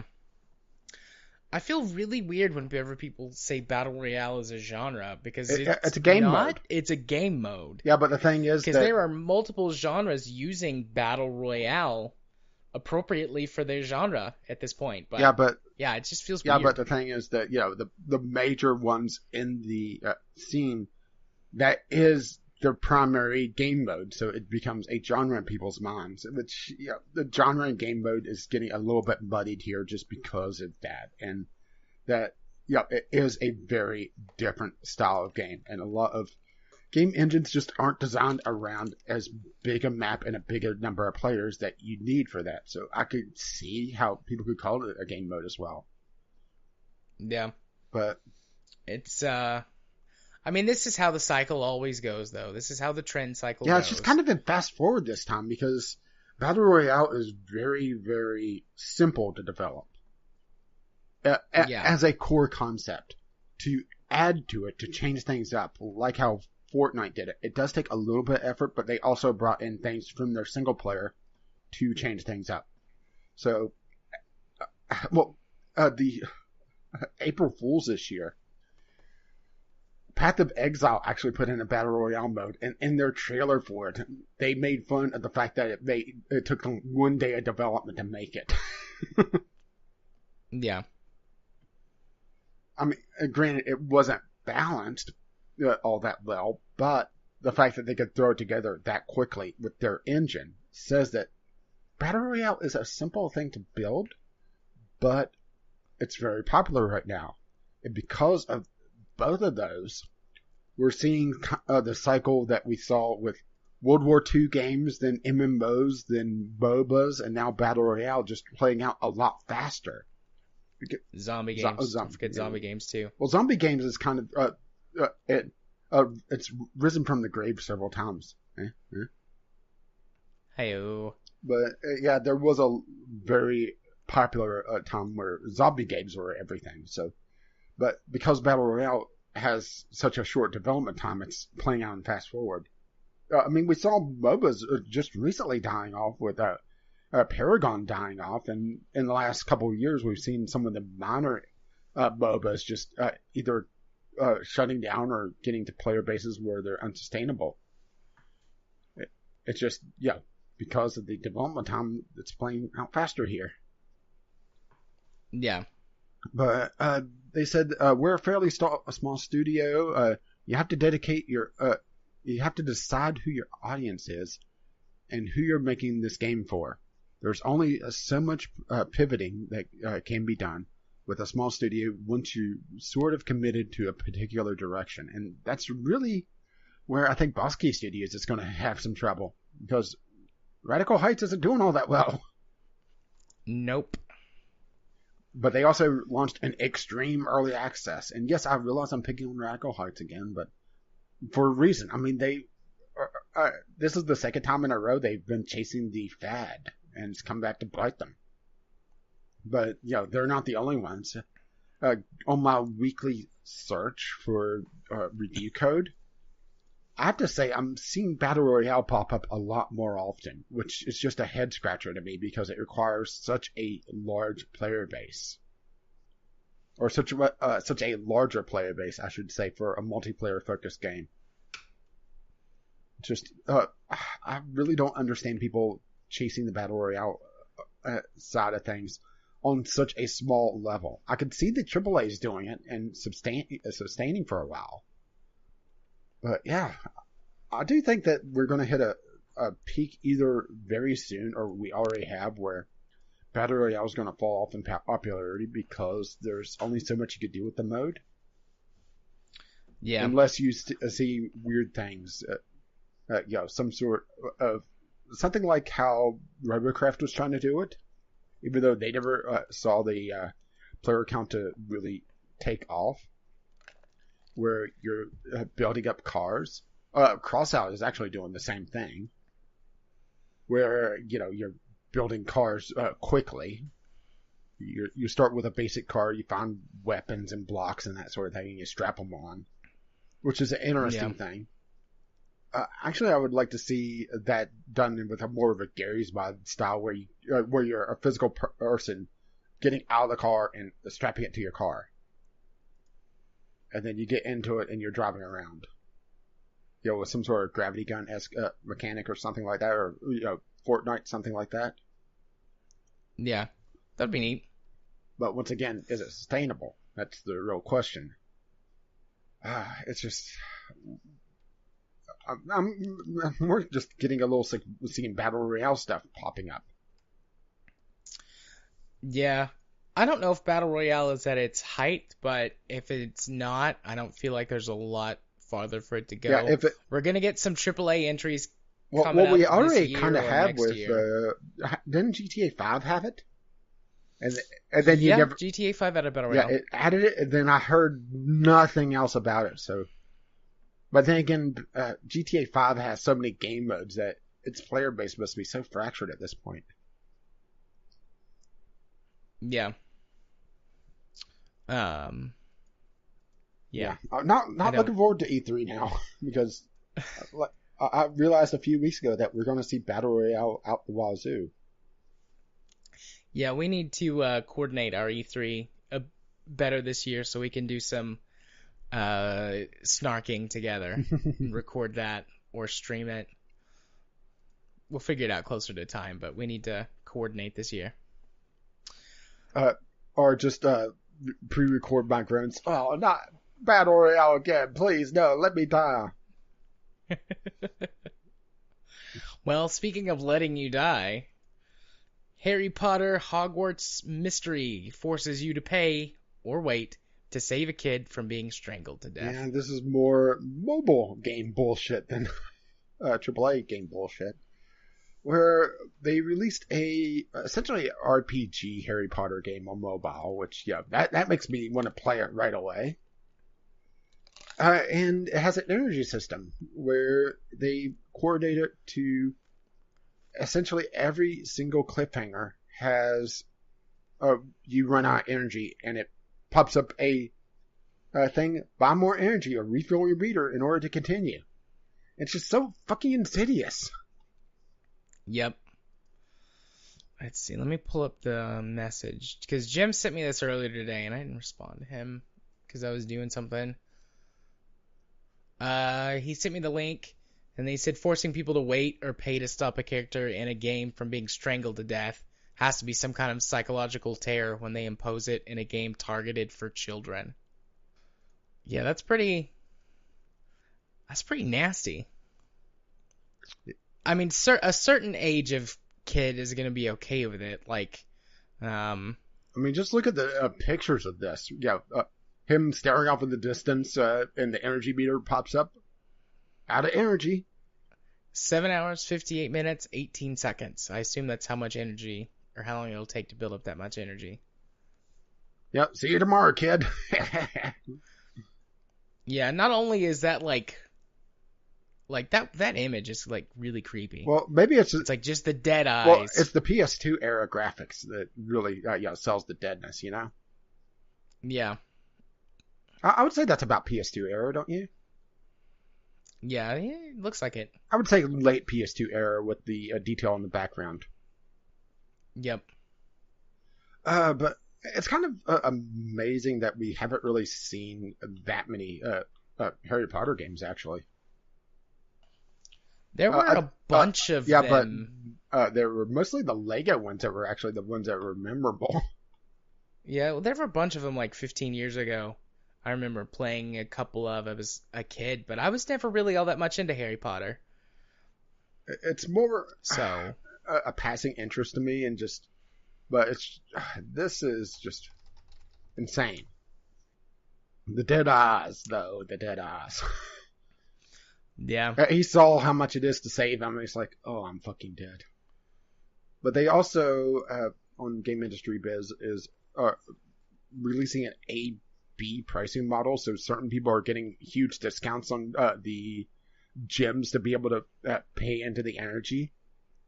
So if you get lucky, maybe you can save your kid for slightly less. Woo. I don't get why people pay to play these games. I mean, $100 for in-game energy to play a mobile game. I don't get that. Is this a case of I'm old? Maybe I'm old. Yeah, no, I don't get it either. I mean, there's certain mobile games that I will and have paid money for things, but never like I've never paid to refill an energy bar. I either just wait because it's a game I play sparingly, so I never have a problem with energy, or it's like, oh, I actually want to play this game, not wait, Yeah, pretty much. and I'm not gonna pay Yeah, you pretty money. much anytime I see an energy meter, I turn off the game now. It makes me wonder if we're going to see some sort of government looking at these games as exploitative, because that's the big drive behind the loot box, is that they exploit minors. Yeah. And this is the same sort of thing. I'm not calling for a regulation here yet, but yeah, it's utter bullshit. I mean, didn't we see when tappers really started to get into play, the cow clickers? And kids were racking up absolutely enormous bills because, these games were targeted towards them. But they also had the ability to buy in pretty much completely unlocked. I remember there was one with the Smurfs game where the kid racked up a several $1,000 bill. And it was all over the major news for quite a while. Yeah, I remember that from several years ago. It's like $1,200 or something. It was well over 2,000, I believe.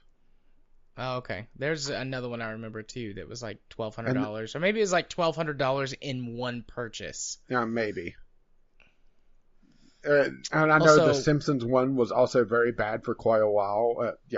A couple news stories popping up for that one. Yeah. Also, there are 27 Harry Potter video games. 27.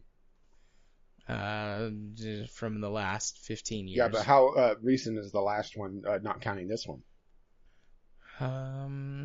The last main one, based on the movies, was 2011. The last one was probably a Lego game.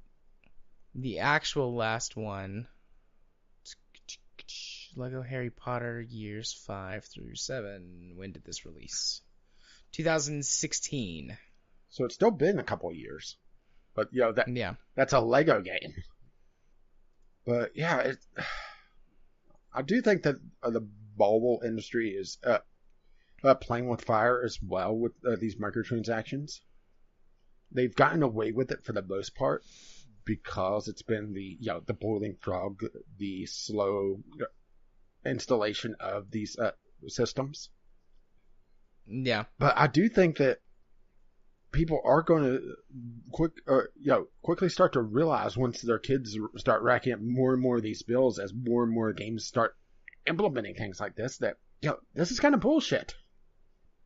But then you hit the problem that premium mobile games just don't sell because the free-to-play mobile games kind of poison the idea of paying for a game that you play for a couple of hours or a few days and that's it. I mean, I have that mental block whenever I look at a mobile game that's paid for. It's like, these mobile games are kind of trash. Do I want to buy in? Probably not, actually. Yeah, not interested in getting into these games. Well, it's mostly, also, I know Jim was looking for airplane-worthy games that don't require online and bullshit. And I wasn't able to come up with anything because anything that I have enjoyed has been short sessions. And then I've quickly gotten tired of it once I came up against a paywall. Yeah, my favorite mobile games to play, like on planes or when I'm traveling or whatever, when I don't have access to the internet, tend to be those like choose your own adventure style games. Choice of game? Yeah, the choice of games. Oh, well, no, that's the company. Is that choice of game? Is it? I know many of their early titles started out as choice of whatever. Choice of games. Let's see what happens when I just Google that. Yep, that is them. Choice of games. See, I remember things. And sometimes they're even relevant. And they've got better names for things now, but a lot of their early games were choice of superheroes, Yeah. choice of robots, choice of pirates, etc., etc. Well, they were establishing their brand, Yeah. which I could see that, especially with how They- mobile it is. They have it. They brought some to Steam, but not a lot. They have a ton though. Yeah, Jesus, they've got a shitload of these. Well, it's easy to 6, crank them out. You just really need a writer. I mean, they're an interactive novel. You're still counting. That's impressive. 46, 48, 50, 52, 54, 56, 58, 62, 4, 6, 8, 72, 4, 6, 7. 77. They have 77 games. 78 now. 79. All of them I have Yeah, ever they're not- played are of high quality. Yeah, at worst, they've been all right, yeah. but they're So- also not entirely long. They're more of a branching path. Yeah. I've played maybe 10 of these. I've only played a couple of them. Yeah, a lot of them are free on mobile, and they just have ad breaks. But as far as I know, you can buy all of them on mobile, and then you don't have to deal with that. And yeah, they're completely offline. Occasionally, some of them are like multi-parts. They've got one that's called, or they've got a trilogy that's called Heroes Yeah, Rise. that's the one I played on Steam. That the first third of it. Yeah. And in Heroes Rise, you create a character in the first one, and then you carry over your save game through each one, and you like email yourself your save game, and then it picks it up from there. So if you don't have access to the internet, you couldn't continue your character. Just with that attitude. But I mean, it takes hours to play through these games, several hours. So, ooh, this one looks good. Grand Academy for Future Villains. Yes, please. There's some new sci-fi stuff. I'm gonna have to peruse some of these. Yeah, I have one on my phone that I haven't read through yet. It's a Broadway one in the late 19th century. Yeah. It looked interesting. But yeah,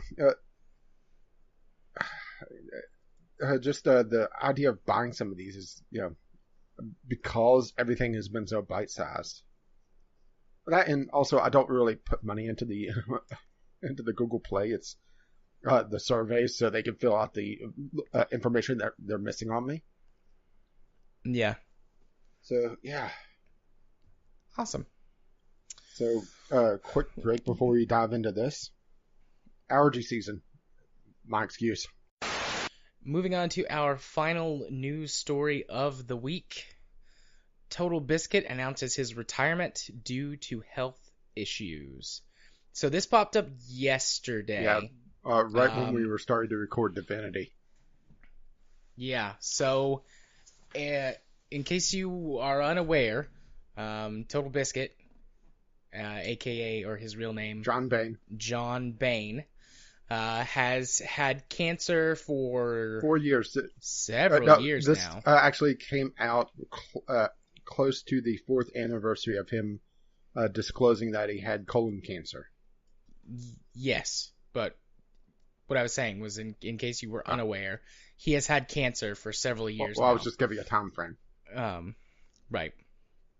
And they thought that he had beat it once or twice, but it kept returning and popping up in other places in his body. And they recently discovered that it has spread, and he's basically at the point of no return. He is currently, the cancer that he has is currently immune to normal methods of treatment, chemotherapy, radiation treatment, and he was trying to get into a couple of clinical trials, but he discovered that his liver did not have enough function left to qualify him for the trial that he was looking at. I have no idea which one that was or, why, but in a sort of press release or statement that he made, he said that he didn't qualify because his liver was too damaged at this point. So he's still looking for any clinical trials that will accept him, but basically He's saying that he's stepping down from pretty much everything He's going to do still. because he wants Well, to. sorry, I was going to say he's still planning on doing some gameplay stuff, but he's more retiring as a game critic, and he's going to Right. continue the podcast on a more streamlined schedule. Yeah, they're going to be dropping it down to 2 hours per episode instead of 3. And his wife, Jenna, is going to be sort of a backup in case he's having a bad day and can't actually appear on the show. She's going to stand in for him.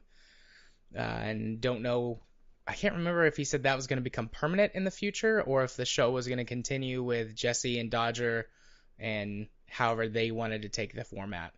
The link in the show notes is going to go to the official. Yeah, this is the Cynical Brit official copy of it. This statement appeared on a lot of different gaming-related subreddits in the last 24 hours. But this seemed like the more fitting one to put on, to the official subreddit. Yeah. So Rage and I talked briefly yesterday. Like we said, this came out just before we recorded our Divinity episodes for the week. And we talked about putting it up and giving people time to send something in. But given how pertinent this news is and how potentially emotionally charged it can be for people, we decided to talk about it today and then leave room for anyone who wanted to submit anything to us to talk about it. Yeah, and then we can talk about it again next week. Yeah, and address it further. Yeah, which TB is definitely a controversial content creator as well, just because of his attitude that he had on social media. He was putting him in the same category as Phil Fish is probably a little disingenuous, but he's someone that shouldn't have really interacted directly with people. For quite a while, he had a lot of stress issues, and he let that show too much on social media and snapped at people. He actually snapped at his wife shortly after the U.S. election because she voted for Trump, and he went on a tirade. Yeah, I remember that. And he's left social media a couple of times. He had a social media manager for a while, but then he would come back. Mostly now he just posts things about dogs. Yeah, which is probably for the best. Cute dog pictures and gifs, yeah. And I know TB's been in therapy. He's openly talked about being in therapy for a long time. Which does take a fair amount of bravery considering how therapy is viewed in the United States. Yeah. Not to, take a slight at your profession, of course. No, I get it. Trust me. I get it. It's mostly the older generations, but, people from your generation and back. The older people from your generation and then back. Yeah, I was about to say, hey, wait a minute. Yeah. I've heard people say, you're in therapy? What are you, crazy? As not a joke? Yeah. Or what's wrong with you? Yeah. I mean, technically that's not inaccurate, but at the same time insensitive and doesn't really help the issue at all. Yeah. I know me talking about sensitivity. So TB has said, he's backing away from everything except for the podcast and doing stuff with his wife. Going to be doing some more stuff and pointing people to her YouTube channel. Going to be doing some more co-op stuff with her. And I think he's going to keep streaming, right? Yeah, At least when he's up to it. Streaming is a lot less stressful because it's more just gameplay and him talking more stream of consciousness. Because, trust me, there's a lot of thought and preparation that goes into something like he does. Granted, I don't put myself nearly on the level of Total Biscuit, but Total Biscuit has definitely influenced how I approach games on a critical level. Yeah, same here. I don't always... In fact, I oftentimes find myself disagreeing with him, but I respect his opinions and the points that he makes. The one thing that I have always really liked about him and the way he does things is he has a no-nonsense business approach to this sort of thing. And at times I've disagreed with that. Like, this even comes out here where he's like, look, don't donate to me, don't start anything for me. Yeah, he links to his If we business adventures, the Squarespace partnership, his partnership with Chrono GG, which I've actually used a couple of times. His Total Biscuit shop for his merchandise, his shirts, of course, but not wanting to buy his goddamn shirts. Yeah. But no direct donations. As a matter of fact, he shut down his method to actually send him stuff because game publishers were sending him stuff, and he was feeling that it was a potential conflict of interest. With the fact that he did that is gains a lot of respect from me, because I watch. Okay, this is probably throwing Boogie under the bus, but seeing Boogie talk about a game after he does an unboxing of all the merchandise he gets from that publisher kind of taints that the view, because there is a definite conflict there. Granted, I'm not saying that they're buying Boogie, but the fact that there's so much merchandise thrown at these critics, these reviewers, which I don't really call a lot of people critics in the gaming industry, because they don't really look at the games like that. Yeah, there's a few, and TB was definitely at the head of that. But because there's so much merchandise and so much association between the critical side of things and the development side of things, that it's tough to see where they're separated and where there's no conflicts. And seeing Total Biscuit take a very almost clinical approach to how he runs his business, or ran his business, I guess, which hurts to say that in the past tense now, was refreshing and earned a lot of respect from me. Yeah. So, yeah, I've been following TB since 2014, 2015 on YouTube. Yeah, let's put it this way. When I first started following him, he was covering World of Warcraft Cataclysm alpha coverage. And then he progressed into more general World of Warcraft stuff. He then moved on once he started to get sick of how Blizzard was running things, which, to be honest, can't blame him there. He moved on to a general gaming news channel, and then went into critique and more general, mostly indie and AA stuff, with occasional AAA stuff. Can you see when you subscribe to a channel? I'm not sure.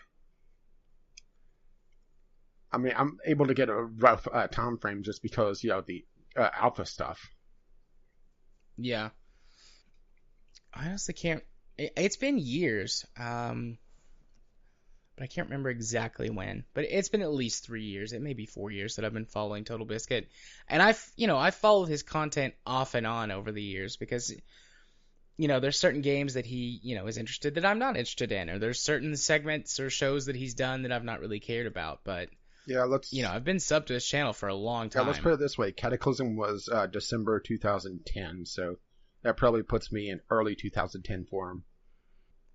So you've been subscribed for way longer than me, but still, I mean, it makes me very sad. Like, I read through this yesterday, and I got to the end where he's talking about what's gonna happen when he's gone, and I got a little teary-eyed.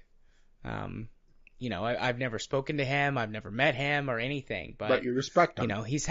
I respect him, and he's had a big influence on the way that I play games and think about games critically. And the fact that he's been a consumer advocate in an industry where there's been so much trying to fuck over the consumer. Yeah. And you don't sadly see a lot of them. I mean, the biggest one now will probably be Jim Sterling. Yeah. Which, let's be honest, Jim Sterling, he is also a big name, but he doesn't carry the respect nearly as much because he tends to go a little crazy. Mixing in the wrestling stuff, for example, Well, To be fair, TB also really loved Yeah, wrestling.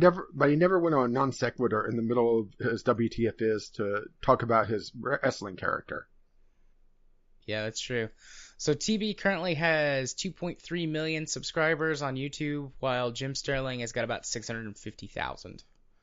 Well, Jim Sterling's just the one I could think of off the top of my head. I'm sure that there's probably someone bigger that I'm not familiar with. I mean, and the same type of critic, like And Jim not just Sterling British, was by the my way. second. Maybe Angry Joe. But- Angry Joe still does more reviews, but in the last couple of years, he's done a lot Yeah, more but he tends to also get critique. I hate to say that passion for a game is a downside, but it tends to blind you to certain aspects. Granted, TB did get that as well at times. I mean, just watch his Space Marine episode where he's just giddy. Which, to be fair, that the very beginning of that game is also a hell of a lot of fun. But there has to be some sort of slight detachment in looking at it as parts of a game, looking at games as not just a pastime, but as almost an art, Yeah. I mean, you don't have to be, completely clinical. You don't have to be completely detached. But I think the problem I've had with a lot of reviewers is that while they'll put their own slant on it, they'll also add a lot of bullshit. Talking about the politics of Far Cry 5, for example, That's just the biggest one that I can think of just off the top of my head. I guess it depends on how you approach that. Although I feel for Far Cry 5 that was more relevant. But I mean, Yeah, but also talking could... about how it didn't get more into the political aspect and docking points for it. How it's more of a setting, which Far Cry has always been a setting. But it's just different styles, and I like the style that Total Biscuit gave. Yeah. Yeah, I did like Total Biscuit's review style. I also he's one of the only reviewers that I've seen that goes into technical aspects of stuff, which I like. I like getting into it the because field of view I want a game to play well. I've actually started to look a lot more for field of view in certain games. I do that as well. And paying a lot more attention to options, and whenever they're not apparent, I will point them out. Yeah.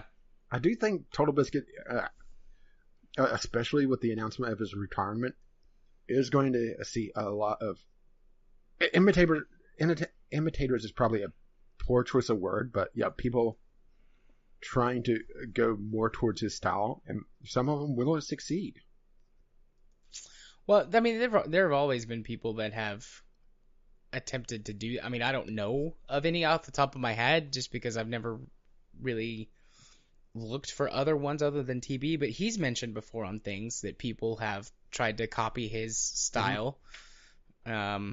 Although I suppose that they might be the really shitty ones would be doing things to try and maybe make themselves closer to TB or make themselves appear closer to try and get some of his audience that will be looking for new people to replace him, which sounds morbid, and maybe a little bit it is, but if you lose, that's just life. Losing a critic, you need to find something to fill the place. I mean, do have other game channels that I follow for this style of review, but none of them really filled the niche that TB did, mostly because he also would go into a lot more obscure titles and look at things that aren't as mainstream. He would try to use his channel to signal boost very underperforming games that were in some cases killing a developer that he liked. Granted, he didn't give them a glowing review just for the sake of it. He would look at them because they weren't being played. But he's also come out in the last several months decrying Steam Direct because it's just flooding the market and making that type of job a lot more difficult. So maybe that's also playing into it a little bit. I mean, I'm not saying that he's using this as a crutch to, retire, but, he is, it's a lot tougher to do his job now. Yeah. Just on the face of it before you even get into his illness. And the fact that he's had a severe back pain because of his cancer returning and putting pressure on his spine. I mean, it's just heartbreaking. Yeah. I'm gonna enjoy what time he has left. Yeah, I just hope I hope he doesn't push himself to try to remain a presence online at the detriment to his health. Yeah. I mean, whenever he put out a poll about the co-optional, I said that while I would prefer the 3-hour show, with some random bullshit, because it's not like we have random bullshit here, right? Yeah, it's not like we sort of based our show around another popular show or anything. I said that I don't put a strain on your health because of it. Do what is more comfortable to you, essentially. And that's what I hope that he keeps up. Yeah. I mean, for the longest time on the co-optional podcast, whenever he's done the live broadcast and then putting on his channel, he started to develop a rash because of the chemotherapy, and he just started replacing his picture with a static picture of a random dog. Yeah. Yeah, I don't watch it on the YouTube channel, but they talk about it a lot of times. Occasionally, I'll pop over to see what game they're talking about because they'll have a tag on it for the current game. Yeah. And sometimes I have gameplay. But it's just heartbreaking to see someone that's been so upstanding for the consumer going away like this. And a lot of the flack that he's gotten, at least recently, if it hasn't been from his social media faux pas, would that be a proper term? Yeah, I think so. It's a good word too, faux pas. It's been over his Gamergate content where he did a roundtable with industry journalists and trying to discuss the ethics of covering video games while dealing with the developers and the publishers. I mean, he tried to stick with what it was before ethics in games journalism became a running joke. Yeah. And got a lot of hate for it. And seeing people, thankfully, on the one that I'm linking to, doesn't have a lot of deleted threads, I think. I mean, you have to go down pretty far. There's over 2,000 comments on this. There were people actually happy about this. What, that he was dying? Yeah. Well, of course there were, because there are... Assholes. Assholes, yeah. There are very, very few people that you should be happy when they die. And you have to be, like, Hitler level to be happy when someone dies. But are we talking about Hitler dying or being like Hitler to be happy someone dies? Like, someone needs to be like Hitler level for you to be happy that they right. die.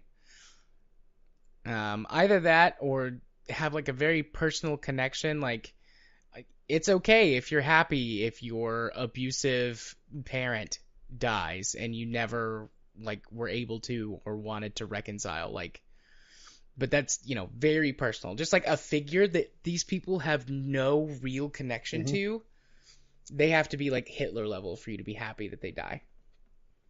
And I would say that all of those people that are happy that TB is dying have no connection to him whatsoever, aside from, they have watched him and they disagree with some of his stuff or what he said one time or took something too far. Or he went on a rant in social media. And his apology wasn't enough. Yeah. So, if you, dear listener, you want to share a memory, or I don't know, if you ever met TB at a convention or something, or talked to him once on social media, and you'd like to talk about that, or if you have feelings about this one way or the other, feel free to send them to us, and we'll play them. We can talk about them, or if you'd like us to just not talk about it and just respect whatever you have to say, just, make a little note in there, and we'll just say, hey, so-and-so sent us this, and they just asked that we play it, and not really talk about it. And we can do that. We will respect your wishes in this matter. And if you don't have anything to say, if you feel like we've covered it well enough, then that's cool too. But, this is big news, and as one of, if not the biggest, game critic and pundit out there, I assume that most of you listeners have some sort of knowledge, potentially connection to him. Yeah, I'm just wanting to see if he ranks on the top 100 on largest YouTube channels. I don't see him on the list. Let's see. Oh yeah, he would have to be over 16 million right now. So yeah, YouTube is very popular. But then again, a lot of these are particular celebrities. Justin Bieber has 38 million subscribers. Hey, that's a lot. Hey, we could channel Biff. Taylor Swift has 29 million. That also is a lot. Alrighty.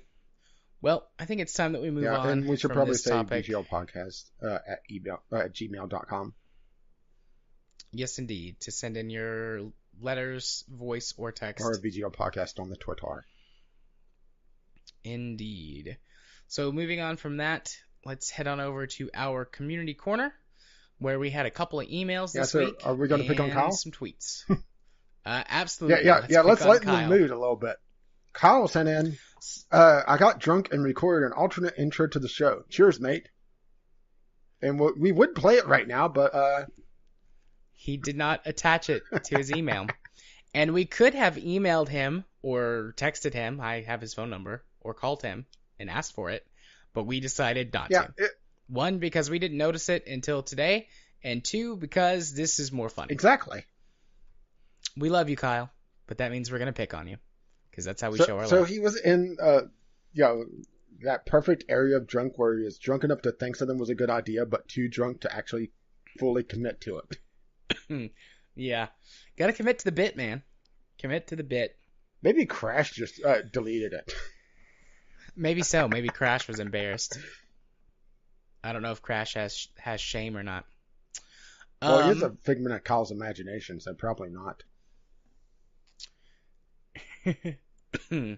Our next email came from Docile Fossil. Yeah, and this was... I still love saying that. And this is also a very short one, and also a little bit of a somber one as well. Is Akinesis still doing podcasts? Well, Aki has been having health issues as well. And he's been posting that on Twitter, so I don't feel too bad about saying, he's also been dealing with cancer. Yes, but he hasn't updated a lot, but he has said that they did get it. So I'm hoping after everything turns out all right with Aki. I would love to see him continue and see the Pro Game podcast continue. And we will forward this message to him.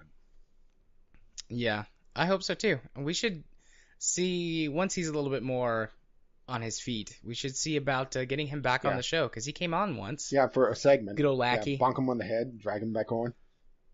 Yeah, for a segment that lasted like 2.5 hours. Yeah, and their podcast, Prograde podcast, they moved on from just a Kerbal Space Program to a more general space and science gaming, and news and movies and that sort of thing. But to be perfectly honest, I mostly listen to the gaming portion. Yeah. I wonder if he's played Battletech. I'm going to send him a tweet right now. Aki, have you played Are you trying to get him on for the Game Club episode? Tech. Maybe. Oh, like the Game Club episode isn't going to be 6 hours already.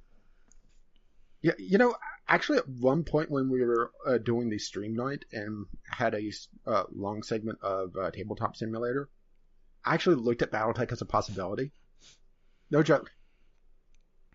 Nice. I'm sure that there's it's possible. It's just cumbersome. Oh, I'm sure it would be. BattleTech, unless you play like a stripped out version of the game, has got a lot of crap going on it. That's why I ruled it out, but I was looking at the possibility of playing it. I'm going to go look right now, just out of No, curiosity. it's definitely there, or at least it was. Anyways, so yes, Docile Fossil. Yeah. That is the answer to your question. He is in recovery, and he has talked about returning, but no time frame that I've seen. And he hasn't tweeted in quite a while. So I'm assuming that he's mostly in recovery and just spending time with his family. But get well soon, Aki. Indeed, sir. Indeed. And we also have a couple of tweets. I did cut your tweets out of this. But Kyle said, here is a dumb question that's been bugging me since I played this stupid game in the Surge. You get a mech rig installed over your clothes at the beginning of the game. Are rig users doomed to life of never changing clothes? Do you remember this? Yeah, I remember this tweet. I don't remember what I said. Well, I cut it out, but you were pretty much wondering that as well. And Kyle continues on, right? Other workers that have the same jumpsuit on.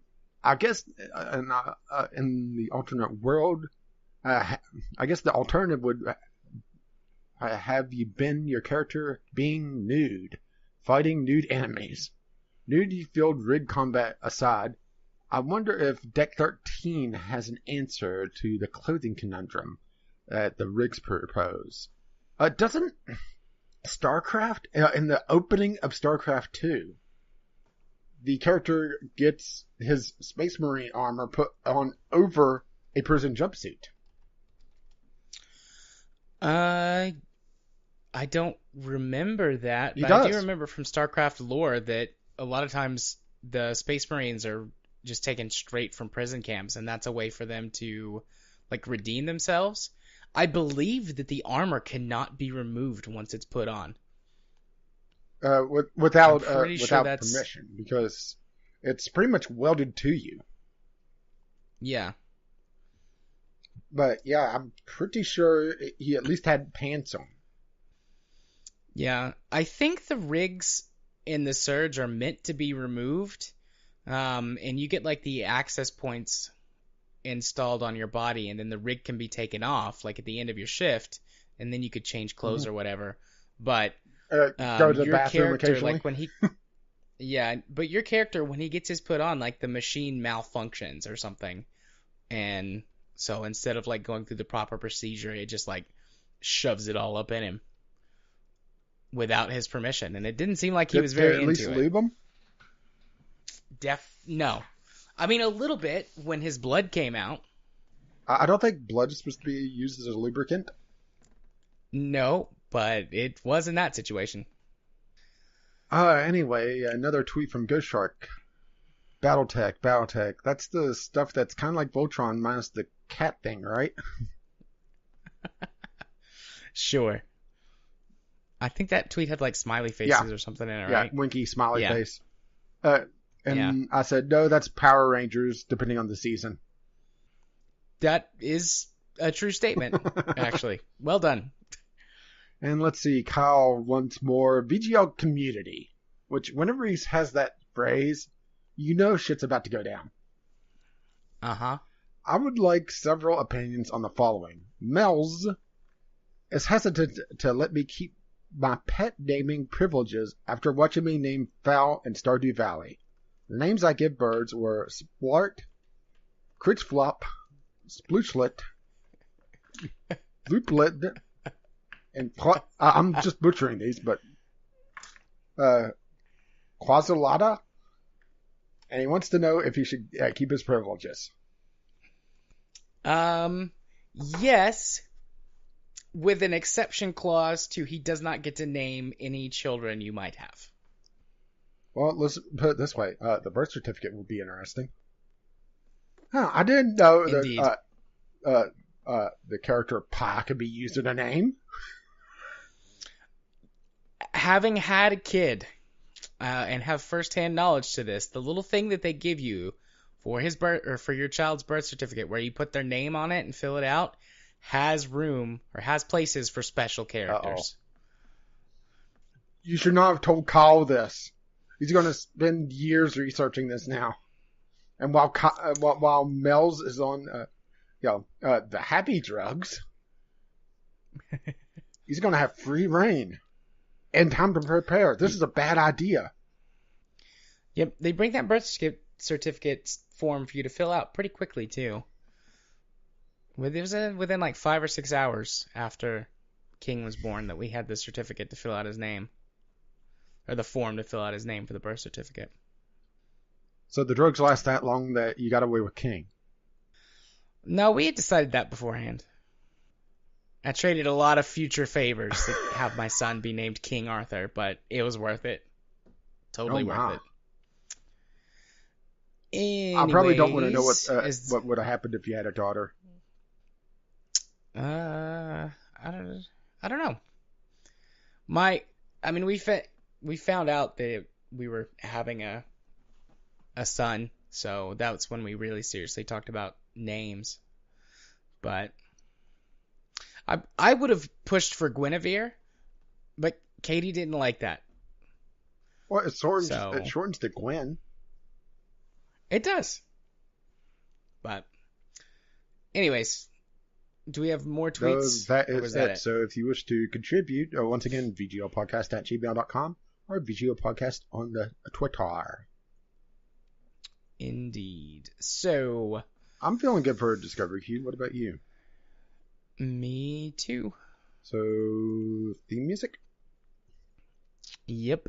Doobly-doo for the Discovery Queue, which I'm pulling mine up right now. Well, I got one pretty much instantly, once again. What'd you get? Discreta 5 Complete. JRPG. I'm assuming. I mean, it has the characters as well.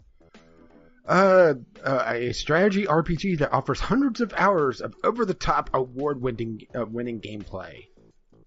Oh, Disgaea. Yeah. So I didn't know it was on, but there you go. I've vaguely heard of this series. I'm pretty sure this has been console exclusive for quite a while. Honestly, I have no idea. I've heard of the game before. I've seen. Obviously, there's been at least 5 of them. Of the older ones. Yeah. Unless they have the Microsoft train of thought for numbering, but yeah, looks like it's more a tactical RPG. You know, like Final Fantasy Tactics-esque, just based on the screenshots. Not a lot to talk about there, but there you go. Yep. Anything for you? I've gone through so far. Okay, well, I got another one instantly. This is number 2 on my list. All right. Well, I'm on number 5 now. Ghost Control Inc. Ghostbusters, a management Ghostbuster game. Okay. Sounds interesting. Where it's a business management Ghostbuster game with some tactical combat as well to capture ghosts. I'm sold. Alright, here's one. Looks like, the developer has a little bit of a checkered history, but it doesn't look too bad, at least on the cover.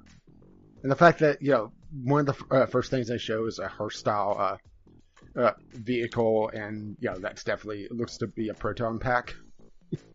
I'm sold. I do like my Ghostbusters. Alright, you're up. So I've got one. This one is called City State. Looks like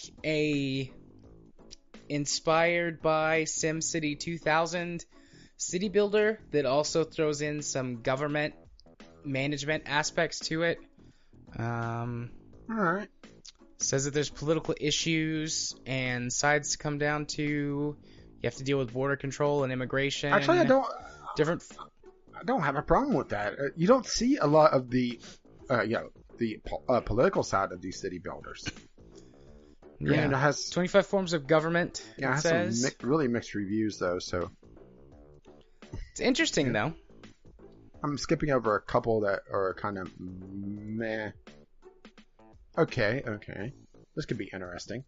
Granted, well, when I first read the title, it was a little odd, but I think I see it now. Iron Tides.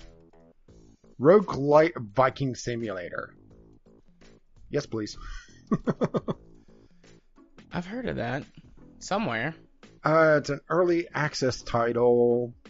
Well, it's on your wish list, so you've heard of it somewhere, definitely. I think must have heard of it on one of the gaming podcasts I listened to, and I went and found it and added it to my list. Yeah, light tactics game with some roguelite elements.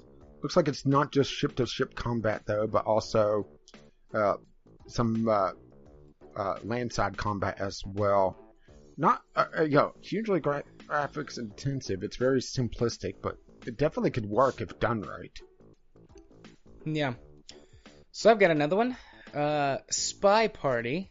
Oh, yeah, I've Spy seen Party that. looks kind of like The Ship in the aspect of That's your actually players been trying to blend in and that's do been stuff. a long time in development. It's a 1v1 The Ship, essentially. Yeah.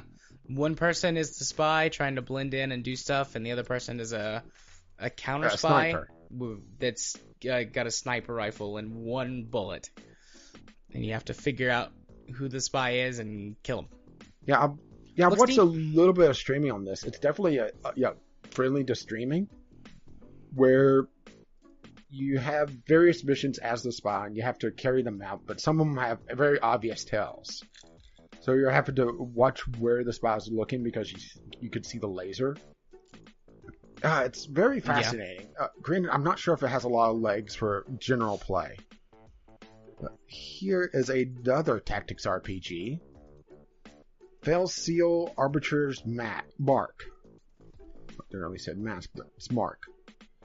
Looks very CRPG-esque. What's again? A little bit of Final Fantasy Tactics mixed in.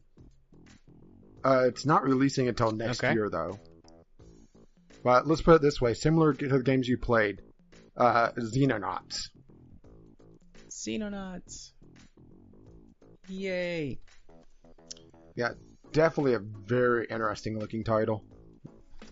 I've got another one. Overcrowd. What's the title? Full title? A Commute 'em Up.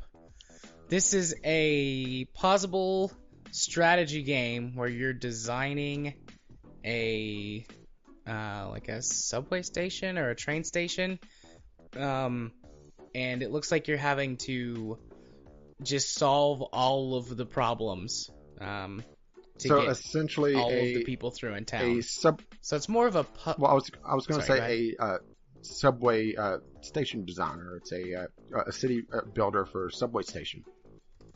A sort of multi-tycoon-esque. Yeah. Interesting. Or there's been a lot of these very small tycoon-esque games where they're based around a very narrow field. Especially airports have been a popular one lately.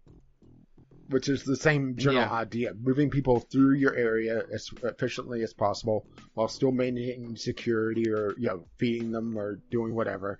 Making them happy. It's the same general idea here. It works out fairly well. Usually. Or it's very interesting. It looks like this is a very flexible game, though, just based on some of the screenshots. It's not releasing until later this year, though. But I got one more. And then that's the end of my queue. Cliff Empire. A nuclear war life on the surface became impossible. After nuclear war, surface life has become impossible. A 300-meter thick radioactive fog covered the Earth. We're looking for bold, active people to manage and process restoring life on Earth. So this is underground city builder. It has a very interesting art style, doesn't it? Very clinical, very clean. There's a lot of whites and grays in it. Well, it doesn't look like it's underground. It's cliffside. So, Cliff Empire. It's mountaintop. Interesting. Looks like it's fairly highly rated, related to Banished in the Guild. So, Makes me wonder just how micromanaging and how individual the individual units are. You know, if it's more of a smaller population. Interesting. So I got another one. Did you do a Healers. Did you do a second queue? No, I'm still in my first right. queue. I have one game left after this. I haven't checked it out. So this is Healer's Quest. It is it says it's a comedy RPG where you play as the healer, I've seen this the pop most up. underappreciated class. And it looks like you don't control anyone except for the healer. But yeah, as per usual, your teammates are a band of inept jerks.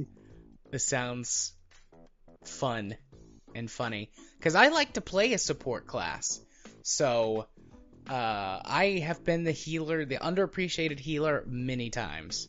So I could handle a game about that.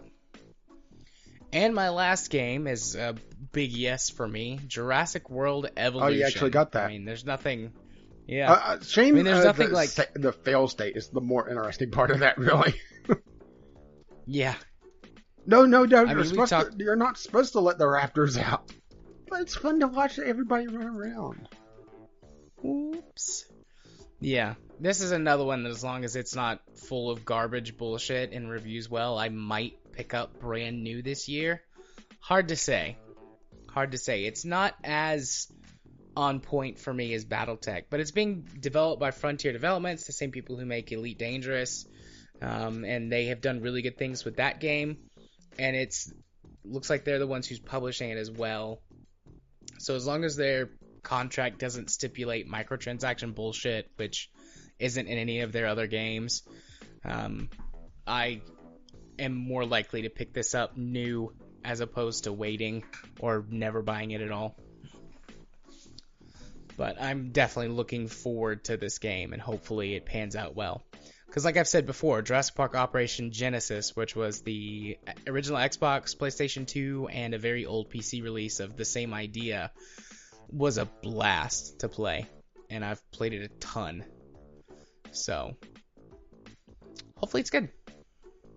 But that is my queue. I had a very unusual good queue with 5 games from a single queue for me. I skipped a few myself because there was some that were actually very good, but there was a couple re-releases of very old stuff that, whenever they're on Steam, they're a little dodgy. Yeah. So I skipped them. But that Ghost Control actually looks very interesting. Assuming that it plays all right. Ghostbusters Management. That's actually something I haven't didn't know I wanted. Well, you do now. But that is all for our Discovery Queue for this week, which means it's time for the portion of the podcast where I go first, and this is going to be super easy. I played BattleTech a lot last week, and didn't do anything. Forgone all your obligations, nearly. All of them. All the fucking obligations. So maybe I'll get back on track this week, or maybe I'll just play BattleTech every free moment. I definitely will do a better job with the podcast and won't do a bad with the podcast this week. But, yeah. I'd like to record something for BattleTech, but it's so GPU heavy. I could give it a shot. There's a lot of how well it would record, there's a lot of though. stutter in it. Yeah, just naturally. It's got the XCOM problem of, the camera angle's changing, and even if you turn all that stuff down to minimum, it still happens frequently enough that it could cause issues with recording. Yeah, there's been a couple times that, here, let's give the action shot of this boulder. Of these blades of grass, so all you can see is the outline of your mech. But you could hear the explosions. Yeah.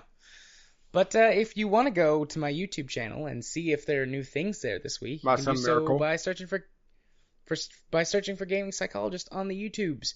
If you want to follow me on Twitter, where I tweet about all sorts of random things, you can do so at JMA4707 on Twitter. If you want to watch me maybe stream games on Twitch, but definitely post games for the stream premiere system, you can do so over at twitch.tv/jarthur4707. If you want to be my friend on Steam and come chat with me about all kinds of things, you can send me a friend request at jarthur4707 on Steam. And if you wish to let him know exactly what episode of the podcast you're coming from. The password this week is twerp. Twerp? Yep, twerp. Good. That's good. I thought we needed like a more lighthearted word this week. Fair play. What about you, buddy? Well, for me, I didn't forego all my obligations, so things are actually running normally. SteamWorld Dig is moving along. Things get a little weird this week, though, in it. I think I'm hitting the twist. I think it was the last episode or the upcoming episode, because I'm recorded a little bit ahead naturally. In case, my attention gets diverted somewhere, I have backup episodes all set up and ready to go, unlike some people. Yeah. You don't care. You play Battletech. Battletech. There is nothing. There is only Battletech. But yeah, I was getting funneled down into what looked to be a point of no return, so we'll see how that goes, but the thing is, I already know how that goes, and shit gets weird. RimWorld defenses are being put to the test by a poison ship, and people get shot. There's a lot of death, a lot of bad timing. Pretty much, normal for RimWorld. And Divinity, I'm still posting my content on it, at least. But I think we're getting to the end of the game, so we're going to have a little powwow to figure out what's next, because we have a few options we've talked about, but it's been a while since we talked about them, and the summer sale is coming up. Yeah. And plus, Stardew Valley just released its multiplayer. Yeah, I saw that. The beta. Isn't it the multiplayer beta? Yeah. So, that's also an option. If we want another series to last a year and a half. Yeah. We are right there at the end, though. I had a peek at the Oracle. Yeah. I looked at our quests that we had remaining, and they pretty much all wrap up in the same place. So we're coming up on the end of where we just throw Medora at something, right? Yeah. Probably a big dragon. What do you mean probably? It's almost like definitely a big dragon. I mean, they kept saying void dragon. Listen, we got I void the dragon. Is that getting old yet? I don't know. I can't tell. But you can catch all that, including the Sunday Sampler, which who knows what that will be, and the podcast, of course, on Gaming with Caffeine Rage, or you can see me tweet. Well, this, I just tweeted out the First of May song by Jonathan Colton. Because it is May Day. And, outdoor fucking starts today. Oh, yeah. Gaming with CR. And you probably don't want to follow me now. But if you wish to follow the podcast and what we're doing there, once again, you can contact us, vglpodcast@gmail.com, with your letters, voicemails, gaming-related topics, or drunken letters that you forget to attach the attachment to, Kyle. Or just tweet them, VGL Podcast. If you wish to help pay for this absolute insanity, you can do so at patreon.com/VGL Podcast, which helps pay for our Podbean account, vglpodcast.podbean.com, which has our RSS feed and the show notes, which hopefully will have the timestamps this week. Or just find us on iTunes, Google Play, Stitcher, or wherever Jared has put us in between Battletech loading screens. Our intro and outro music is On the Ground, and our Discovery Key music is Doobly Doo, both by Kevin McLeod. You can find his work at incompetech.com. And as always, as his lovely music starts to roll across my voice, bye-bye. See you next time. Bye-bye.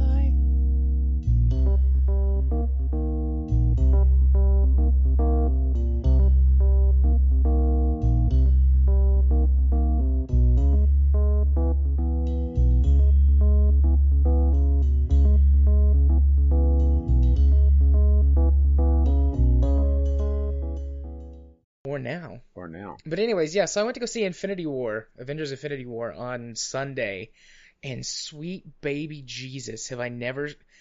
It's been a long time since I have seen a movie that has made me feel anxiety while I was watching it, because most movies that you see, you know exactly what's going to happen, or roughly what's going to happen, because movies have become incredibly predictable. There's going to be... Yeah, they have to play it safe because of the budget, right? Yeah, they have to play it safe, and most movies, in movies, the hero wins. Mm-hmm. The bad guys lose, and there might be, one or two character deaths, or like a couple of unexpected things, but all movies at this point are played safe, and they have to wrap up in a nice little bow. Not Infinity War. The bad guy wins, and literally half of every person in the universe is dead, including, 7 or 8 of Marvel's, the main characters from all of these movies they've been doing for the last 10 years. Mm-hmm. They're all dead. And, which ones? I mean, I'm so far behind on the Marvel Universe, it doesn't really matter the spoilers for me. Yeah, there were a couple of characters who didn't show up. Actually, all of the characters from the Ant-Man movie didn't show up, so we don't know about them. But Scarlet was a small part. Scarlet Witch, Vision, Loki, Groot, Drax, Peter Quill, Gamora, Black Panther. Who else died? Well, they killed Black Panther right after his movie. Yeah, they killed him. He's dead. I mean, to be fair, half of these characters, dead. I don't even know who the hell they are because I'm that far behind on the universe. Spider-Man's dead. Again? Yeah. Did he at least not go out like a punk? Oh, it was real sad. I cried when Spider-Man died. Because, in the Marvel version of Spider-Man is actually played by a kid, because, from the 2000 Spider-Man movies, even though he was supposed to be a high school kid, mm-hmm. Tobey Maguire was much older, and you could tell that Spider-Man was much older. But the kid who plays Spider-Man now is 19. So he looks like a kid. And he's got this really odd father-son relationship with Tony. Mm-hmm. And whenever he dies, he's dying in Tony's arms, and he's like, I feel weird. I don't want to die. I'm sorry. Please don't let me die. But it's there's nothing that they can do because Thanos has killed them all with the Infinity Gauntlet. And he's crying and Tony's crying and I'm sitting there in the theater crying, and Katie and I are both holding each other's hands really tightly. And the whole movie, my anxiety kept rising because comic books aren't afraid to kill people. Yeah. And yes, you can revive characters or get new versions of characters in comic books. That's been done a million times before. And honestly, I'm pretty positive that it's going to happen here. But still, the fact that... Yeah, but I hope they don't cheese it, Yeah. But, the thing is it's I didn't know. I expected there to be a character death or two. But in the first 5 minutes of the movie, Loki gets his neck broken. And Heimdall... Well, he survived the Hulk smashing him. So how did that work? Yeah, I mean, Thanos just, snaps his neck like it's a twig. Thanos beats the shit out of the Hulk in the first 30 seconds of the movie. Damn. Just obliterates him. And for the rest of the movie, the Hulk is now scared because he's never been beaten before. And he doesn't want to come out and fight, and he keeps having these arguments with Bruce Banner. Bruce is come on, buddy, I need you. And Hulk's no, I'm scared. But it does lead to some cool scenes where that Bruce is fighting in the Hulkbuster armor. Huh. But... Oh, that's right, because Tony solved the whole problem with the reactor, right? Yeah. And all the suits have the reactors now instead of him powering everything with his chest. Yeah. And I forgot Doctor Strange, he died too. Oh, does that mean we're going to get more episodes of Sherlock now? Maybe. I don't know. Actually, after the last season, I'm not sure if I want more Sherlock. But it just... because it was this weird, both terrible and perfect sort of ending to the first chapter of the Marvel Cinematic Universe. What I think that they're going to do, because this is part one. There's 2 parts to this Infinity War thing, mm-hmm. although the second one's not going to be called Infinity War Part 2. It's got a different subtitle. But what I think that they're going to do is because, like, I mean, this is the 10th year of the Marvel franchise, and I think they're going to use this as an opportunity to get new actors for a lot of the aged characters. Because, I mean, you got to think like Chris Evans and Robert Downey Jr., and Chris Hemsworth. It's going to be hard to replace Robert Downey Jr. as Tony Stark in Iron Man because he's really reinvented that character. Yeah. Well, I mean, the comic versions of those main characters now reflect the movie versions. Yeah, they changed it to reflect him because he became such an icon with it. Yeah. But, I mean, I think that's what they're going to do, is they're going to use this as an opportunity to kill off those characters and then bring out the next versions of them. Because in the comic books, like, there's been a bunch of different Captain Americas. Technically, Steve Rogers is like the Captain America, but there have been a bunch of people who have picked up the Captain America like banner, and so I assume they're going to replace him with someone else now. Well, they could also. I'm not sure if it was comic book canon, but this ought to show my age. Back in the Spider-Man animated series, they had the Six Forgotten Warriors, which were essentially a subgroup under Captain America that took a flawed version of the super soldier serum that they were trying to recreate after the original was destroyed. And they each had essentially a superpower of some sort, but not as strong as Captain America. Yeah, that's actually already been done, sort of. They rolled that into the Civil War timeline. There were 6 agents who took the super soldier serum, but instead in that version, like, they tweaked it a little bit and they kind of went crazy, and so they wind up like having to be killed. Yeah, these didn't go crazy. They but they had a limited amount of power that they had, and over time it was slowly fading. They were able to create rings to essentially turn it on and off to be able to conserve it. But after all the years.